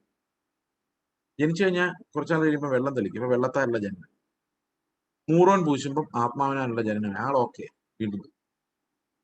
ഇതാണ് ഓർത്തഡോക്സുകാരുടെ വീണ്ടും ജനന പ്രോസസ്. ഓക്കെ, എന്താണ് വെള്ളം? അപ്പൊ ബ്രദറുകാര് പെന്തക്കോസ്തുകാരൊക്കെ പറഞ്ഞു വെള്ളം എന്ന് പറയുന്നത് ദൈവത്തിന്റെ വചനമാണ്. വചനത്താൽ വീണ്ടും ജനിക്കുന്നത് ബൈബിളിലുണ്ട്. ഓക്കെ, അത് ശരിയാണ്. വചനത്താലാണ്, നമ്മൾ കെടുന്ന ബീജത്താലല്ല. അത് നമുക്കറിയാം. പക്ഷെ ഒരു പ്രോബ്ലം ഉണ്ട്. ആ ഒരു വാക്യത്തിൽ വചനം എന്നൊരു സൂചനയില്ല.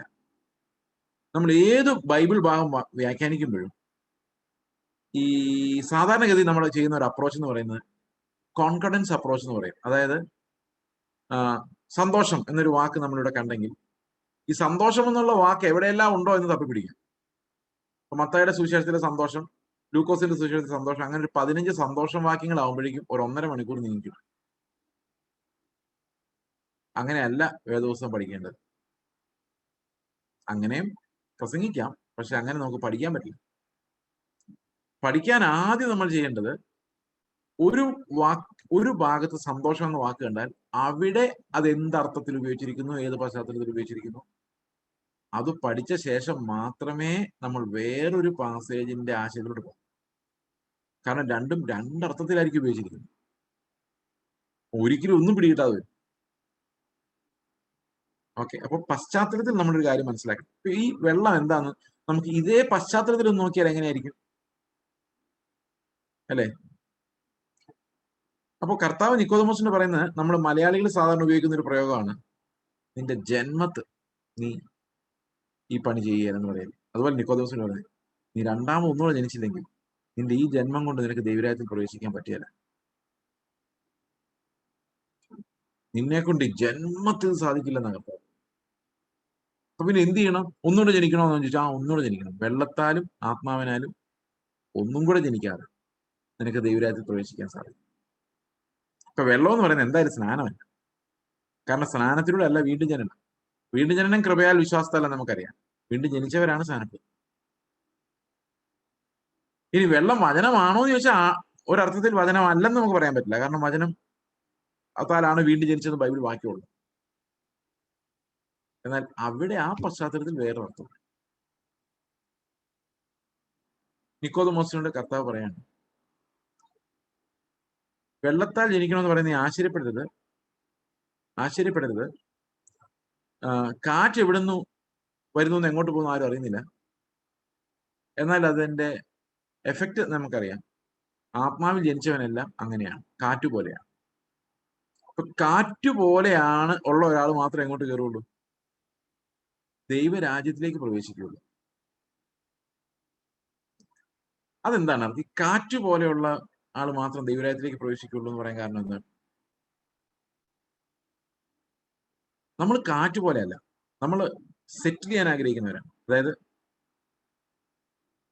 ഒരു ഫിക്സഡ് ഫോർമാറ്റിൽ എനിക്കൊരു തീരുമാനങ്ങളുണ്ട്. ഇങ്ങനെ ആയിരിക്കണം, നാളെ ഇങ്ങനെ ആയിരിക്കണം, നാളെ ഇങ്ങനെ ആയിരിക്കണം, എന്റെ ജീവിതം എങ്ങനെ ആയിരിക്കണം, ഇപ്പൊ പ്രസംഗിക്കാൻ പറ്റുമ്പോൾ ഇന്ന കാര്യങ്ങൾ പ്രസംഗിക്കണം. ഫിക്സഡ്. ഓക്കെ, മനുഷ്യന്റെ പ്രകൃതി അനുസരിച്ച് അങ്ങനെയാണ്. അവന് ഓർഡറാണ് ഇഷ്ടം. പക്ഷെ അവന്റെ ഉള്ളിലൊരു ഡിസോർഡർ ഉണ്ടെങ്കിലും അവനെല്ലാം ഓർഡറിൽ ഇരിക്കുന്നതാണ് ഇഷ്ടം. ജീവിതത്തെ കുറിച്ച് ഒരു ഓർഡർ ഉണ്ടാകുന്നതാണ് ഇഷ്ടം. പക്ഷെ പലർക്കും ഉണ്ടാകുന്നില്ല, ഡിസിപ്ലിൻ ഇല്ലാത്തതുകൊണ്ട്. ഓക്കെ, പക്ഷെ ഈ ഓർഡറിന് മുകളില് ദൈവത്തിന്റെ ആത്മാവ് നമ്മളെ കൊണ്ടുപോകുന്ന ഒരു അൺപ്രഡിക്റ്റബിലിറ്റി ഉണ്ട്. അതാണ് ഈ വിൻഡ്. എങ്ങോട്ട് പോകുന്നു അറിയില്ല, അൺപ്രഡിക്റ്റബിൾ. ഇപ്പൊ വിശ്വാസത്തിന്റെ ഏറ്റവും ഭയങ്കര സ്ട്രെങ്ത് എന്താണെന്നറിയോ? അൺപ്രഡിക്റ്റബിൾ. ക്രിസ്ത്യൻ ഫെയ്ത്തിന്റെ ബ്യൂട്ടി എന്ന് പറയുന്നത് we don't know what will happen tomorrow എന്നുള്ളതാണ്. ഇത് നേരെ തിരിച്ചല്ലേ നമുക്ക് തോന്നുന്നത്. സാധാരണ ഫെയ്ത്ത് എന്ന് പറഞ്ഞാൽ we know everything will be fine. അതല്ല ഫെയ്ത്ത്. ഫെയ്ത്ത് എന്ന് പറയുന്നത് we don't know what would happen tomorrow, but we are certain that the Lord will not abandon us. And He's holding my hand, so I don't care what happens to me. Faith. Faith എന്ന് പറയുന്നത് ശരിക്കും അൺസർട്ടനിറ്റിയാണ്, unpredictability. കാറ്റ് പോലെയാണ്. നാളെ എങ്ങനെ ജീവിക്കും ബ്രദറെ? കാറ്റ് പോലെയാണ്. എന്താ നിങ്ങളുടെ പ്ലാൻ? കാറ്റ് പോലെയാണ്. എന്താ പ്രസംഗിക്കാൻ പോകുന്നത്? കാറ്റ് പോലെയാണ്.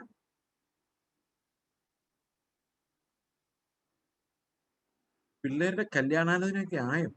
കാറ്റ് പോലെയാണ്. വല്ല സമ്പാദ്യം ഉണ്ടാക്കിയോ? കാറ്റ് പോലെയാണ്. എങ്ങനെ ഇരിക്കുക ജീവിതം? ഭയങ്കര സെക്യൂരിറ്റിയാ ആ ജീവിതം. കാരണം ഈ കാറ്റെന്ന് പറയുന്നത് ആത്മാവിന്റെ നിയന്ത്രണത്തെ പറയുന്നത്. The Lord, the holy Spirit is in control. കാരണം കാറ്റെന്നുള്ളത് ന്യൂമ ഗ്രീക്കില്. അപ്പൊ ന്യൂമയുടെ നിയന്ത്രണത്തിൽ നടക്കുന്ന ഒരുത്തൻ വിൻഡ് ലൈക്കാണ്. ഈ വിൻഡ് ലൈക്ക് ലൈഫ് എന്ന് പറയുന്നത്, ഞാനൊരു ചെറിയ ഇല്ലസ്ട്രേഷൻ പറയാം. ഞാൻ പല സ്ഥലത്തും ഈ ഇല്ലസ്ട്രേഷൻ ഞാൻ പറഞ്ഞിട്ടുള്ളതാണ്. നിങ്ങൾ ഒരുപക്ഷെ കേട്ടിട്ടുണ്ടാവും. ഞാൻ വിവാഹം കഴിക്കുന്ന പോകുന്ന സമയത്ത് എനിക്ക് വളരെ ചെറുപ്പത്തിൽ ഒരു തീരുമാനം ഉണ്ടായിരുന്നു. വിശ്വാസിയാവുന്നതിന് മുമ്പ് തന്നെ ഒരു കാരണവശാലും കല്യാണം കഴിക്കുകയാണെങ്കിൽ അവകാശങ്ങൾ വാങ്ങിക്കില്ല, ഡൗറി അങ്ങനെയുള്ള സാധനങ്ങളൊന്നും വാങ്ങിക്കത്തില്ല തീരുമാനം എടുത്തു പണ്ട് ചെറുപ്പം. ഇപ്പൊ കർത്താവ് എന്നെ അതിനെ നിർബന്ധിക്കുകയും ചെയ്തു. ഒരാളെ കാണിച്ചു തന്നുകൊണ്ട് കർത്താവാണ് കാണിച്ചു തന്നത്. എനിക്ക് ആളെ അറിയുക പോലും ഇല്ല. എന്റെ നാട്ടിലുള്ള ആളല്ല, എന്റെ മലയാള ഭാഷയല്ല. ഒരു ഹൈന്ദവ മാർഗത്തിൽ നിന്ന് കർണാടകയിലെ അവിടുത്തെ നാട്ടിലുള്ള ഒരാള് വിശ്വാസത്തെ ഒറ്റയ്ക്ക് വന്ന് സുവിശേഷ വേല ചെയ്തുകൊണ്ടിരുന്ന ഒരാളെയാണ് ഞാൻ വിവാഹം കഴിച്ചത്. God directed me to that person. I didn't know her. Didn't even say anything to her until marriage. അപ്പൊ ഞാന് വിവാഹത്തിന്റെ സമയത്ത് അവരുടെ പാസ്റ്റർ എന്നോട് ചോദിച്ചു, യു ഹാവ് എനി കണ്ടീഷൻസ്? ഞാൻ പറഞ്ഞു, yes, one condition, take only the clothes. ഇതാണ് എന്റെ കണ്ടീഷൻ, നത്തിങ് എൽസ്. അപ്പോ ഈ കല്യാണം നടത്തുന്ന സഭയില് ആ സംഘടനയില് ഒരു മിഷൻ സംഘടന, ആ ഒരു പാസ്റ്റർ എന്ന് വിളിക്കുന്ന ഓർഡിനേഷനുള്ള ആളാണ്. But he's more like A business man. അദ്ദേഹം എന്നോട് പറഞ്ഞു, എടാ മണ്ട, നീ ഈ സമയത്ത് കിട്ടാനുള്ളത് മേടിക്കാതെ പോകാൻ, നാളെ നിനക്കൊരാവശ്യം ഉണ്ടായാൽ ആരും നിനക്ക് 5 പൈസ തരികയില്ല. ഇപ്പൊ ചോദിച്ചാലേ കിട്ടുള്ളൂ. Is that good wisdom? എന്ത് പറയുന്നു? Am I right? Was I right? അതുകൊണ്ട് പുള്ളി ഒരു വാക്കൂടെ പറഞ്ഞു, ഇപ്പൊ നീ ധൈര്യത്തിന് ഇങ്ങനെയൊക്കെ പറയും, പക്ഷെ 40-45 വയസ്സാകുമ്പോൾ നിന്റെ ഭാര്യ തന്നെ നിന്നോട് ചോദിക്കും, അച്ചായ അന്ന് കിട്ടാനുള്ളത് മേടിച്ചോണ്ട് പോന്നായിരുന്നെങ്കിൽ നമ്മൾ ഇന്നിങ്ങനെ കഷ്ടപ്പെടേണ്ട കാര്യം ഉണ്ടായിരുന്നു. ഭാര്യ തന്നെ. അപ്പൊ ഞാൻ അദ്ദേഹത്തോട് പറഞ്ഞു, 45 വയസ്സാകുമ്പോഴല്ലേ, അന്ന് പാപം ചെയ്യുമായിരിക്കാം എന്ന് വിചാരിച്ച് ഇന്ന് 27-ാം വയസ്സിൽ പാപം ചെയ്യേണ്ട കാര്യമില്ലല്ലോ. സോ ലെറ്റ് us see എന്ന് പറഞ്ഞു. പുള്ളിക്ക് ഭയങ്കര ദേഷ്യം വന്നു. പുള്ളി പറഞ്ഞു, നിന്നോടൊന്നും പറഞ്ഞിട്ട് കാര്യമില്ലെന്ന് പറഞ്ഞു ചൂടായിട്ട്. പക്ഷെ ഈ 45-ാം വയസ്സിൽ ഈ കാറ്റ് പോലെ വീശുന്നത് നിർത്തും സാധാരണ ആൾക്കാര്. ഭയങ്കര കമ്മിറ്റ്മെന്റ്, നോർത്ത് ഇന്ത്യ, ആഫ്രിക്ക എന്നൊക്കെ പറഞ്ഞാൽ ഈ 45 വയസ്സ് കഴിയുമ്പോഴേ ഈ കാറ്റ് പോലെ വീശാനുള്ള ധൈര്യം കുറയും. അത് പുള്ളിക്ക് എങ്ങനെ മനസ്സിലായെന്ന് എനിക്കറിയാൻ പറ്റില്ല. പുള്ളി 45 കഴിഞ്ഞ ആളായിരുന്നു. 45 വയസ്സാകുമ്പോൾ എന്താ സംഭവിക്കുന്നത്? നമ്മുടെ പിള്ളേര് +2 കഴിയും, ഡിഗ്രി ഹയർ സ്റ്റഡീസിന് പോകേണ്ടി വരും, പൈസ വേണം. പെൺപിള്ളേര് ചിലപ്പം ഇത്തിരി നേരത്തെ കല്യാണം കഴിച്ചാലാണെങ്കിൽ ചിലപ്പം കല്യാണപ്രായമാവും, പൈസ വേണം. കാറ്റുപോലെ വീശിയ വീട്ടിലെ കാര്യങ്ങളൊക്കെ അതുകൊണ്ട് സെറ്റിൽ ചെയ്യണം, വീട് വെക്കണം, എവിടെയെങ്കിലും കുറച്ച് ഡിപ്പോസിറ്റ് വെക്കണം, പിള്ളേർക്ക് വേണ്ടി കുറച്ച് കരുതി വെക്കണം. മക്കൾക്ക് വേണ്ടി, അന്ന് പിന്നെ വാക്യങ്ങൾ മുഴുവൻ അങ്ങനത്തെ കിട്ടും. മക്കൾക്ക് വേണ്ടി കരുതാത്തവൻ, ഇങ്ങനെയൊക്കെ ആയിരിക്കും വാക്യങ്ങൾ. ചരതിച്ചു വെക്കാത്തവൻ, ഇങ്ങനെയൊക്കെ. ആ വാക്യങ്ങളൊക്കെ അന്നേരം കിട്ടുള്ളൂ. ഈ കാറ്റ് പോലെ വീശുമ്പോൾ വാക്യങ്ങളൊന്നും കിട്ടും. പിന്നെ സെറ്റിൽമെന്റിന് വേണ്ടിയുള്ള ഒരു ബഹളമാണ്. ഗൾഫിൽ ഏതെങ്കിലും സഭയുണ്ടോ പാസ്റ്റർ, ഒരു വിസ ഒപ്പിച്ചു തരാം. എന്തിനാണ് ഈ സെറ്റിൽമെന്റ്? അതായത് കാറ്റ് പോലെ വീശാൻ പറ്റുന്നു. പ്രായമായി, പ്രഷർ കൂടി. ഈ ബ്ലഡ് പ്രഷർ അല്ല, ജീവിക്കാനുള്ള പ്രഷർ. അങ്ങനെ കര കടന്നുപോയി, കടൽ കടന്നുപോയി, പണമുണ്ടായി, ഒരുവിധ സെറ്റിൽമെന്റ് ആയി, ഒരു വീടൊക്കെ വെച്ചു. ഇനി പ്രസംഗിക്കുന്ന ഒരൊറ്റ വിഷയമായിട്ട് മാറി. നേരത്തെ ഭയങ്കര പരിജ്ഞാനമായിരുന്നു, ഇപ്പൊ പ്രസംഗിക്കുന്ന ഒരൊറ്റ വിഷയമാണ്. നിങ്ങളുടെ വിഷയങ്ങളുടെ മേൽ ഇറങ്ങി വരും. കാരണം പുള്ളിയുടെ വിഷയങ്ങളുടെ മേൽ ഇറങ്ങി വന്നു. ഇനി ആ ഒരൊറ്റ മെസ്സേജാ ജീവിതകാലം മുഴുവൻ. നിങ്ങൾ ലോകത്തുള്ള എല്ലാ പെന്തക്കോസ്ത് ചർച്ചിലും യൂണിവേഴ്സൽ ആയിട്ട് കേൾക്കുന്ന ഒരു മെസ്സേജ് ഉണ്ടെങ്കിൽ ഇതായിരിക്കും: നിങ്ങളുടെ വിഷയങ്ങളുടെ മേൽ ഇറങ്ങി വരുന്ന ദൈവം, നിങ്ങൾക്ക് വേണ്ടി അത്ഭുതം പ്രവർത്തിക്കും, നിങ്ങളുടെ വിഷയങ്ങളെ മാറ്റുന്ന ദൈവം. ഇതല്ലേ എപ്പോഴും കേൾക്കും. സംശയം ഉണ്ടെങ്കിൽ ഹാർവെസ്റ്റ് വെച്ച് നോക്കി. യേശുക്രിസ്തുവിന്റെ ക്രൂശിനെ കുറിച്ച് പറഞ്ഞാലും കൺക്ലൂഡ് ചെയ്യുമ്പോൾ ഇത് പറഞ്ഞില്ലെങ്കിൽ വൈബ്രേഷൻ ഉണ്ടാവില്ല. വിഷയങ്ങൾ എന്ന് കേൾക്കുമ്പോഴേക്കും ആൾക്കാരങ്ങ്, ഓ ഇതാണ് ബ്രദറെ ഞാൻ കേൾക്കാൻ കാത്തിരുന്ന എന്റെ വിഷയങ്ങൾ, ഇത് മാറുന്നുമില്ല, എന്നും എന്തേലും കാണും. ഓക്കെ, അപ്പോൾ കാറ്റുപോലെ വീശുന്ന ലൈഫ് എന്ന് പറഞ്ഞാൽ നാളെ എന്താണെന്ന് അറിയേണ്ട കാര്യമില്ല. മുമ്പിൽ മലയാണോ കടലാണോ എന്ന് കാറ്റന്വേഷിക്കാറില്ല. കൊറോണയാണോ കാറ്റന്വേഷിക്കാറില്ല. പക്ഷെ മാസ്ക് വെക്കണം കേട്ടോ. അത് നമുക്ക് വേണ്ടിയല്ല, നമ്മുടെ അടുത്തിരിക്കുന്ന ആൾക്കാർ തപ്പി. ഈ പ്രായമാവുന്നവരൊക്കെ ഈ റിസ്ക്. നമ്മൾ ഭയങ്കര വിശ്വാസത്തിന്റെ ധൈര്യം ഇല്ലാത്ത പ്രായമുള്ളവരുണ്ട്. അവർക്ക് നമ്മൾ രോഗം കൊണ്ടേ കൊടുക്കും, കെട്ടിപ്പിടിച്ച രോഗം കൊടുക്കും. ഭയങ്കര ധൈര്യമാണ് നമുക്ക്. ഇത് സാംക്രമിക രോഗമാണ്. നിങ്ങൾ എവിടെങ്കിലും പോയി മരിച്ചാൽ കുഴപ്പമില്ല, ഇത് മറ്റുള്ളവരെ കൂടെ കൊന്നുകളയും. അതാണ്, ഒരു ദേശത്തെ മുഴുവൻ നശിപ്പിക്കും, ഇല്ലേ? അപ്പൊ അവര് പല അവിശ്വാസികളും മരിക്കും. അവർക്ക് വേണ്ടി 5 വർഷത്തോടെ ജീവിച്ചിരുന്ന ചിലപ്പോൾ സിറ്റുവേഷൻ കേട്ടെ. So we cannot unleash a spell of devastation. We need to be responsible to the brother who is sitting near us, അല്ലേ? ഞാൻ അങ്ങനെ ചിന്തിക്കും. ഓക്കെ, എനിവേ, കാറ്റുപോലെ വീശുക എന്ന് പറഞ്ഞാൽ I'm not concerned about what's happening. അങ്ങനെ ഒരു ലൈഫ് എങ്ങനെ വരും? ഇപ്പൊ നിക്കോദമോസ് ചോദിക്കുക, ഇതെങ്ങനെ സംഭവിക്കും? കാറ്റുപോലുള്ളത് എങ്ങനെ വരും? അപ്പൊ കർത്താവ് പറയാണ്, നീ ഇസ്രായേലിന്റെ ടീച്ചറായിട്ടും ഈ കാര്യങ്ങളൊന്നും അറിയുന്നില്ലേ? ഇത് ഇസ്രായേലിനോടുള്ള പഠിപ്പിക്കലാണല്ലോ, ഇത് നീ പഠിപ്പിച്ചുകൊണ്ട് നടക്കേണ്ട കാര്യമാണല്ലോ. ഇപ്പൊ ബൈബിളിലുണ്ടല്ലേ, ഇത് പഴയ നിയമത്തിന് എടുത്തൊരു ടീച്ചിങ് അല്ലേ? അല്ലെങ്കിൽ നിക്കോദമോസിന്റെ കർത്താവ് അങ്ങനെ പറയുമോ? അപ്പൊ വെള്ളത്താലും ആത്മാവിനാലുള്ള വീണ്ടും ജനനം എവിടെ ഉണ്ടാകണം? പഴയ നിയമത്തിൽ ഉണ്ടാകണം, അല്ലേ? അവിടെ എന്താ വെള്ളത്തിന്റെ അർത്ഥം നമുക്ക് നോക്കാം. എസെക്കിയേൽ 36:25 പറയുന്നു, ഞാൻ നിങ്ങളുടെ മേൽ നിർമ്മല ജലം തളിക്കും, നിങ്ങൾ നിർമ്മലരായിത്തീരും. അപ്പൊ എന്താ ഈ നിർമ്മല ജലം? നിർമ്മല ജലം തളിക്കും, നിങ്ങൾ നിർമ്മലരായിത്തീരും. ഓക്കെ, അവിടെ പറയുന്നത്, ഞാൻ പുതിയൊരാത്മാവിനെ നിങ്ങൾക്ക് നൽകും, നിങ്ങളുടെ കഠിനമായ ഹൃദയത്തെ നീക്കി മാംസമായ ഒരു ഹൃദയം ഞാൻ നിങ്ങൾക്ക് തരും. അപ്പൊ വെള്ളവും വന്നു, ആത്മാവും വന്നു. ഈ കഠിന ഹൃദയം മാറ്റി, മുറിച്ചു മാറ്റി, അകറ്റി മാറ്റി. ശരിക്കും കർത്താവ് എന്താ ചെയ്യുന്നത്? ഈ കഠിന ഹൃദയത്തെ നന്നാക്കി എടുക്കുകയല്ല, പുതിയൊരു ഹൃദയം നമുക്ക് തരുവല്ലേ. ക്രിസ്തുവിന്റെ ജീവൻ എന്ന് പറയുന്നത് ആ പുതിയ ഹൃദയമാണ്. ഓക്കെ, ആ പുതിയ ജീവൻ അത് ആത്മാവ് തരുന്നതാണ്, നന്മതിന്മകളുടെ അടിസ്ഥാനത്തിലുള്ളതല്ല. The holy spirit gives the life of Christ in to us. പുതിയൊരു ലൈഫ്, കാറ്റുപോലെ ഒഴുകാൻ ധൈര്യമുള്ള ഒരു ലൈഫ്. ഇത് കർത്താവിൽ നിങ്ങൾ പ്രാപിച്ചിട്ടുണ്ടോ? ഓക്കെ, യേശുക്രിസ്തുവിന്റെ ജീവൻ, ക്രിസ്തുവിനെ അന്ന് നടത്തിയ ആത്മാവ്, ആ ആത്മാവ് ഇന്ന് നമ്മളെ നടത്തുന്നു ജീവനിലേക്ക്. ആ ജീവനിലേക്ക് നടക്കുന്ന പുതിയ ജീവിതം നമുക്ക് ലഭിക്കുന്നതിനെയാണ് റീജനറേഷൻ എന്ന് പറയുന്നത്, വീണ്ടും ജനനം. ഈ വീണ്ടും ജനനം പ്രാപിക്കുമ്പോഴാണ് നമുക്ക് ക്രിസ്തുവിന്റെ ജീവൻ ലഭിക്കുന്നത്. 2 കാര്യങ്ങളാണുള്ളത്. ഒന്ന് പഴയതിന്റെ മരണമാണ്, കട്ടിങ് അവേ. അതാണ് നിർമ്മല ജലം തളിക്കുമ്പോൾ സംഭവിക്കുന്നത്. അതുകൊണ്ട് ആ സ്നാനപ്പെടുമ്പോൾ മരണത്തോടുള്ള ഐക്യമാണെന്ന് പറയുന്നത്. ഇത് സ്നാനമല്ല ഇത്, പക്ഷെ സ്നാനപ്പെടുമ്പോൾ നമ്മൾ എന്താ പറയുന്നത്? ഈ നിർമ്മല ജലത്താലുള്ള എന്റെ ശുദ്ധീകരണം, പഴയതിന്റെ റിമൂവൽ. ഇത് തിത്തോസിന്റെ ലേഖനത്തിലുണ്ട്, washing of regeneration and renewal of the spirit. വെള്ളത്താലുള്ള കഴുകലും പുനർജനനത്തിന് വേണ്ടിയുള്ള കഴുകലും ആത്മാവിനാലുള്ള നവീകരണവും. ഇത് രണ്ടുമാണ് എന്നെ വീണ്ടും ജനിപ്പിക്കുന്നതെന്ന് പറയുന്നത്. അപ്പം 2 things. 1, removing of the old. 2, creation of the new. ഇത് രണ്ടും കൂടെ ചേരുമ്പോഴാണ് നമ്മൾ പുതിയ സൃഷ്ടിയായിട്ടുള്ളത്. പഴയത് മുറിച്ചു കളഞ്ഞു. Cut away. എന്തിനാ പഴയത് മുറിച്ചു കളയുന്നത്? നമുക്ക് നന്നാവാൻ പറ്റാത്തതുകൊണ്ടാണ്. നമ്മുടെ ഫ്ലഷ് അങ്ങനെയാണ്. ആ ഫ്ലഷിനെ കർത്താവിന്റെ ക്രൂശിന് വിട്ടുകൊടുക്കുകയാണ് ചെയ്യുന്നത്. ഓക്കെ, അതുകൊണ്ട് ഫെയ്ത്ത് എന്ന് പറയുന്നത് കർത്താവിന്റെ കൂടെ ക്രൂശിക്കപ്പെട്ട ഒരു ജീവിതമാണ്. എന്താണ് ഫെയ്ത്ത്? ഫെയ്ത്ത് നമ്മളെ പഠിപ്പിക്കുന്ന ഈ പഴയതിന്റെ മുറിച്ചുമാറ്റലാണ്.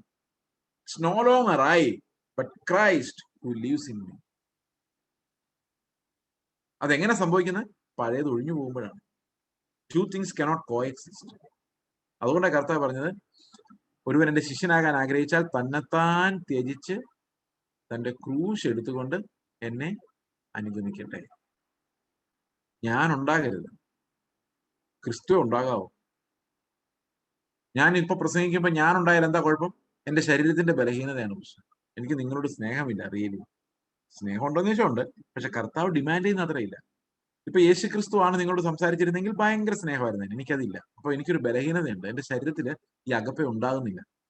അപ്പൊ ഞാൻ എന്താ ചെയ്യുന്നത്? ഞാൻ പറയാം, കർത്താവേ ഞാൻ മരിച്ചു, ഇനി നീ എനിക്ക് പകരം ഇവരോട് സംസാരിക്കണം. അപ്പൊ കർത്താവ് സംസാരിക്കുന്ന ഇങ്ങനെ എന്തുണ്ടാവും? ഈ സ്നേഹം ഉണ്ടാവും. കർത്താവ് തന്റെ മക്കളോട് എത്ര സ്നേഹത്തോടെ സംസാരിക്കുന്നത്? കർത്താവിന്റെ ശബ്ദം കേട്ടിട്ടുണ്ടോ? Really beautiful. ആത്മാവിന്റെ ശബ്ദം, ആത്മാവിന്റെ നഡ്ജിങ്, ക്രിസ്തുവിന്റെ ജീവനിലേക്ക് നമ്മളെ നടത്തുന്ന ആത്മാവിന്റെ ഒരു നഡ്ജിങ്. നമ്മൾ ഏറ്റവും നല്ലൊരു കാര്യം ചെയ്തെന്ന് വിചാരിക്കുമ്പോഴും അത് അങ്ങനെയല്ല എന്ന് നമ്മളോട് പറയുന്ന, യേശുക്രിസ്തു ആയിരുന്നെങ്കിൽ ഇങ്ങനെ അല്ലായിരുന്നു മോനെ എന്ന് പറഞ്ഞു തരുന്ന ഒരു ആത്മാവിന്റെ നഡ്ജിങ്, ഇടുക്ക് വഴിയിലേക്ക് വീണ്ടും വീണ്ടും നമ്മളെ കടത്തിവിടുന്ന, നമ്മൾ ഓരോ സെക്കൻഡിലും ഇടുക്ക് വഴിയിലോട്ട് കടത്തിവിടുന്ന ആത്മാവിന്റെ ആ നഡ്ജിങ് നമ്മൾ അനുഭവിക്കും. കാറ്റ് പോലുള്ളൊരു ജീവിതത്തിലേക്ക് ദൈവം നമ്മളെ കൊണ്ടുപോകും. ഓക്കെ, അപ്പോൾ ദൈവത്തിന്റെ ആത്മാവ് നമുക്ക് തരുന്ന ഒരു ജീവൻ, exclusively by the spirit of God. അപ്പൊ ഞാനല്ല ജീവിക്കുന്നത്, പിന്നെ ആരാ ജീവിക്കുന്നത്? ക്രിസ്തുവാണ്. അപ്പൊ ഫെയ്ത്ത് എനിക്ക് എന്താ തരുന്നത്? ഫെയ്ത്ത് എനിക്ക് തരുന്നത് എന്റെ ജീവിതമല്ല, ക്രിസ്തുവിന്റെ ജീവിതമാണ്. ഇത് ഞാൻ ഒരിക്കലും ഇങ്ങനെ വായിച്ചിട്ടുണ്ട് ഒരിടത്ത്. ബൈ റീസൺ മീൻസ്, മലയാളത്തിൽ പറഞ്ഞാൽ ബൈ യുക്തി, we live the life of a man, but by faith we live the life of Christ. അപ്പൊ ഫെയ്ത്ത് ലൈഫിന്റെ ഓപ്പോസിറ്റ് എന്താ? റാഷണൽ ലൈഫ് എന്നാ അതിന്റെ opposite. Faith, reason. Are you living by reason or are you living by faith? If you are living by reason, you are not living by faith. If you are living by faith, you are living the life of Christ. If you are living by reason, you are living the life of a man. ഇപ്പൊ നമുക്ക് തന്നിരിക്കുന്ന ആദമിക ജീവനല്ല, നമുക്ക് തന്നിരിക്കുന്ന ക്രിസ്തുവിന്റെ ജീവനാണ്. ആദമിക ജീവൻ നാശത്തിലേക്കും മരണത്തിലേക്കും പോകുമ്പോൾ, ക്രിസ്തുവിന്റെ ജീവൻ പ്രത്യാശയിലേക്കും നിത്യതയിലേക്കും പുത്രത്വത്തിലേക്കുമാണ് പോകുന്നത്. There is only one son, Christ, and we become children when we get the spirit of Christ. ക്രിസ്തുവിന്റെ ആത്മാവിനെ. അപ്പൊ ആത്മാവില്ലാതെ ക്രിസ്തുവിന്റെ ജീവൻ സാധ്യമല്ല. We need an increased continuous supply of the Holy Spirit, filling us every moment to live the life of Christ by faith. It's a divine engineering in our life. Another perspective. മനസ്സിലാവുന്നുണ്ടെന്ന് ഞാൻ വിചാരിക്കുന്നു. മനസ്സിലാകണം നമുക്ക് എല്ലാവർക്കും. ഇത് very fundamental ആയിട്ടുള്ള കാര്യമാണ്, എല്ലാവരും അറിഞ്ഞിരിക്കേണ്ട കാര്യമാണ്. നിങ്ങളുടെ സഭയിലും നിങ്ങൾ വേറെ സഭയിൽ ജോയിൻ ചെയ്തവരാണെങ്കിലും അവിടെയും എല്ലാവരും കേൾക്കുകയും അറിയുകയും ചെയ്യേണ്ട കാര്യമാണ്. നമ്മൾ ജീവിക്കേണ്ടത് യുക്തി വെച്ചല്ല, അത് ഓരോ സമയത്തും നമ്മൾ സംസാരിക്കുമ്പോഴും എല്ലാം ഒരു ഫെയ്ത്തിലൂടെ. ഇപ്പൊ ഒരാളെ കാണുമ്പോൾ look at him in faith. ദൈവം എന്നെ മാറ്റുന്ന പോലെ അവനെ മാറ്റാൻ കഴിവുള്ള ദൈവമാണ്. I look at him in faith. Faith in Christ Jesus. Okay, അപ്പോൾ ഗലാത്യർ 2:20 പറയുന്നു, ജീവിക്കുന്ന ഞാനല്ല, ക്രിസ്തു അത്രേ. അപ്പൊ ചോദിക്കും, ഈ സംസാരിച്ചിരിക്കുന്നത് നീ തന്നെയാണല്ലോ. മറുപടി, ജഡത്തിൽ ജീവിക്കുന്ന ജീവിതം ഉണ്ടല്ലോ, നിങ്ങൾ കാണുന്ന ജീവിതം, അത് ദൈവപുത്രൻ എന്നെ സ്നേഹിച്ച് എനിക്ക് വേണ്ടി തന്റെ ജീവനെ വെച്ച് തന്ന ദൈവപുത്രങ്കിലുള്ള വിശ്വാസത്താലാണ് ഞാൻ ജീവിക്കുന്നത്. By faith I am living his life.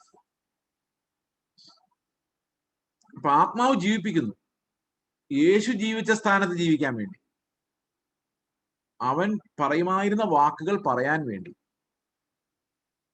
അവൻ ആശ്വസിപ്പിക്കുമെന്നാൽ ആശ്വസിപ്പിക്കാൻ വേണ്ടി, ക്ഷമിക്കുന്ന പോലെ ക്ഷമിക്കാൻ വേണ്ടി, സഹിക്കുന്ന പോലെ സഹിക്കാൻ വേണ്ടി. Christ life given to sons life. ആ ലൈഫാണ് നമ്മളെ മക്കളാക്കി മാറ്റുന്നത്. പുതിയൊരു ആത്മാവിനെ അവൻ എൻ്റെ ഉള്ളിലേക്ക് പോയത്. ഈ പഴയതിന് എന്താ കുഴപ്പം? പഴയതിന് ഒരിക്കലും കാറ്റ് പോലെ വീശാൻ പറ്റില്ല. കാരണം പഴയ life is lived by certain principles of the world. ലോകത്തിന്റെ ചില തത്വങ്ങൾ വെച്ചാണ് നമ്മൾ പഴയ ജീവിതം ജീവിക്കുന്നത്. എന്തൊക്കെയാണ് ലോകത്തിന്റെ പഴയ തത്വങ്ങൾ? നമ്മൾ ജീവിക്കാൻ ആധാരമായിട്ട് എടുത്തിരിക്കുന്ന തത്വങ്ങൾ എന്തൊക്കെയാ പഴയതിന്റെ? ഒന്ന്,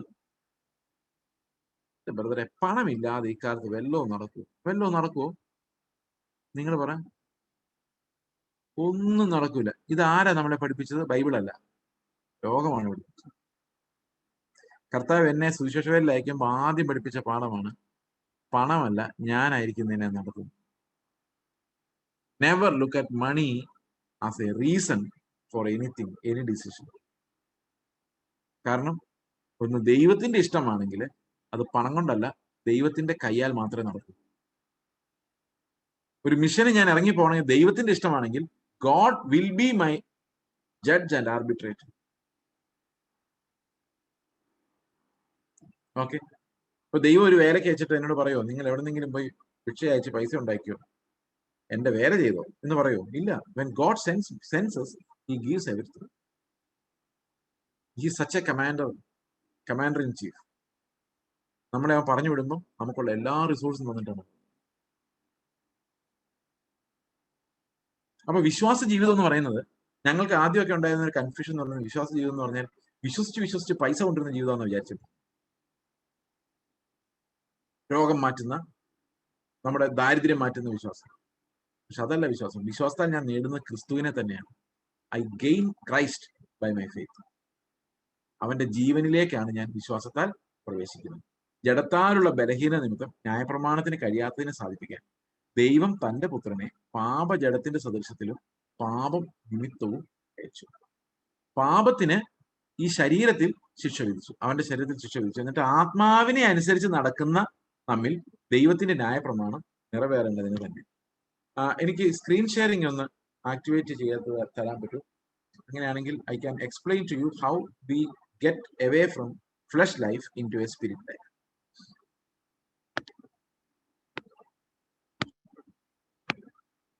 ഹോസ്റ്റ് ഒന്ന് ആക്ടിവേറ്റ് ചെയ്യാൻ പറ്റുമോ? സ്ക്രീൻ ഷെയറിംഗ് ഓപ്ഷൻ, അല്ല എന്നെ ഒരു കോ ഹോസ്റ്റ് ആക്കുവോ, എന്തെങ്കിലും ചെയ്താൽ മതി.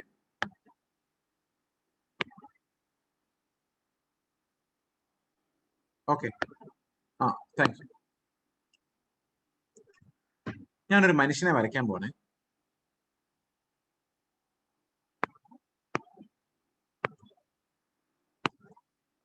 ഇതാണ് ഒരു മനുഷ്യൻ. എങ്ങനെയുണ്ട്?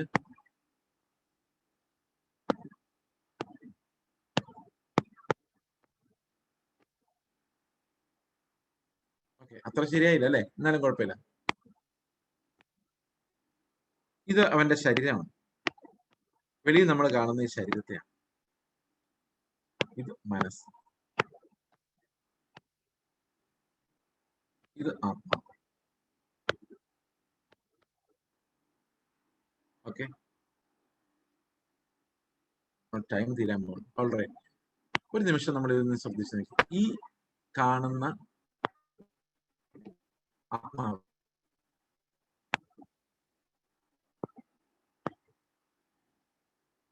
പാപിയായ ഒരു മനുഷ്യനെ സംബന്ധിച്ച് ആത്മാവ് ഡെഡാണ്. അവിടുന്ന് ഒരു ശബ്ദവും വരുന്നില്ല. Unless we are born again, there is no voice from the spirit. ആത്മാവിന് ഒരു ശബ്ദവുമില്ല, ഒരു ലീഡിങ്ങും. ഇനി ഈ കാണുന്ന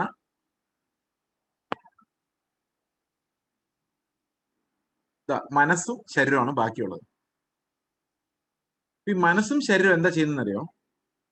ഇത് തമ്മിൽ ഒരു കൂടിയാലോചന ഉണ്ട് എപ്പോഴും.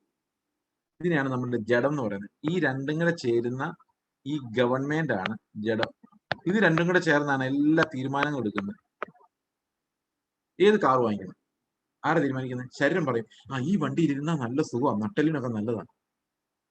അപ്പൊ മനസ്സ് പറയും, അത്രയും പൈസ ഇല്ല, എന്നാൽ കുറച്ചും കൂടെ ഞാൻ താണു വരാം, കുറച്ചുകൂടെ ഓക്കെ, അപ്പൊ ഇവിടെ സെറ്റിലായി. ഇത് ആര് തമ്മിലാ തീരുമാനിച്ച്?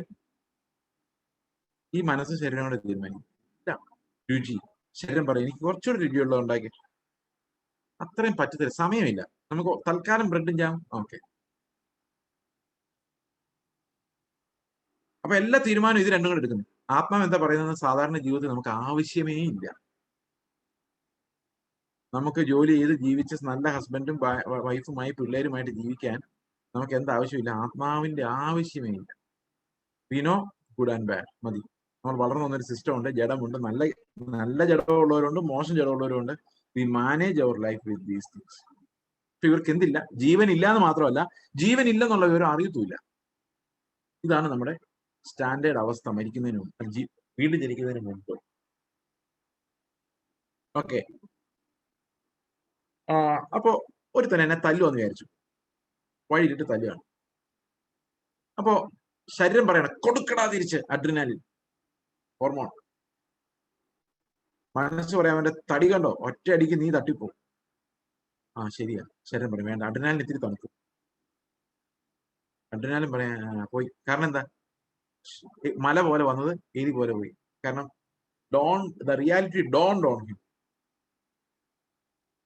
ഓക്കെ. അപ്പൊ അവൻ പിന്നെ മറ്റു ഓപ്ഷൻസ് പരിഗണിക്കും. ഈ മനസ്സിന് നല്ല പവർ ആണെങ്കിൽ ഒത്തിരി ഓപ്ഷൻസ് കിട്ടും. അവൻ വിചാരിക്കുക, അലറി വിളിച്ചാലോ, ആൾക്കാരെ കൂട്ടിയാലോ, നാണക്കേട്. പോലീസിൽ പോയി കംപ്ലൈന്റ് ചെയ്താലോ, അതിന്റെ പുറകെ നടക്കേണ്ടി വരും. അല്ലേ പിന്നെ ആരും കണ്ടില്ല, മുങ്ങിയേക്കാം, ഈ വഴി നീ വരണ്ടേ, അടി കൊണ്ടത് ആരും അറിയത്തില്ല, പോയേക്കാം. നല്ല ഓപ്ഷൻ അല്ലേ? നല്ല ഓപ്ഷൻ. ആത്മാവ് ഒന്നും പറഞ്ഞിട്ടില്ല. ആത്മാവില്ല.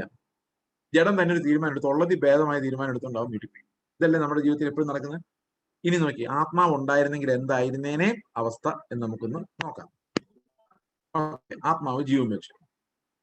ആത്മാവ് എന്തായിരിക്കും പറയുന്നത്?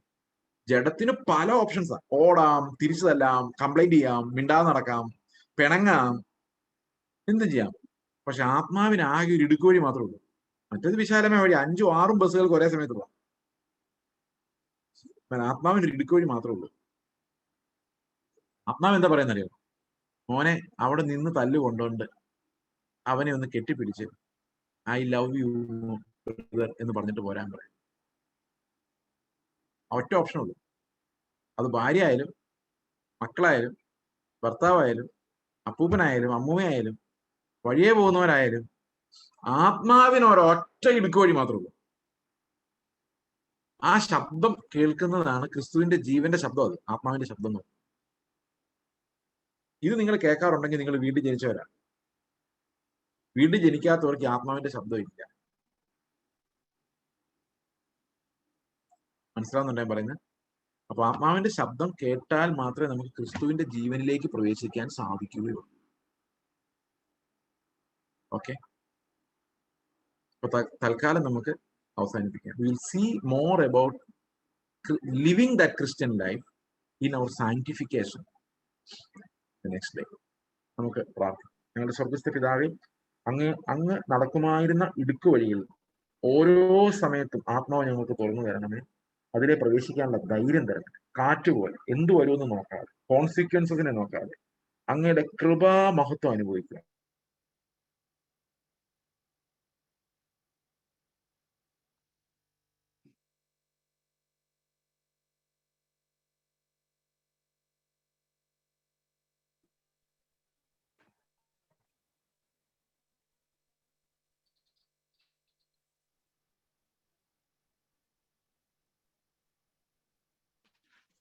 Praise the Lord. Hallelujah. സ്തോത്രം.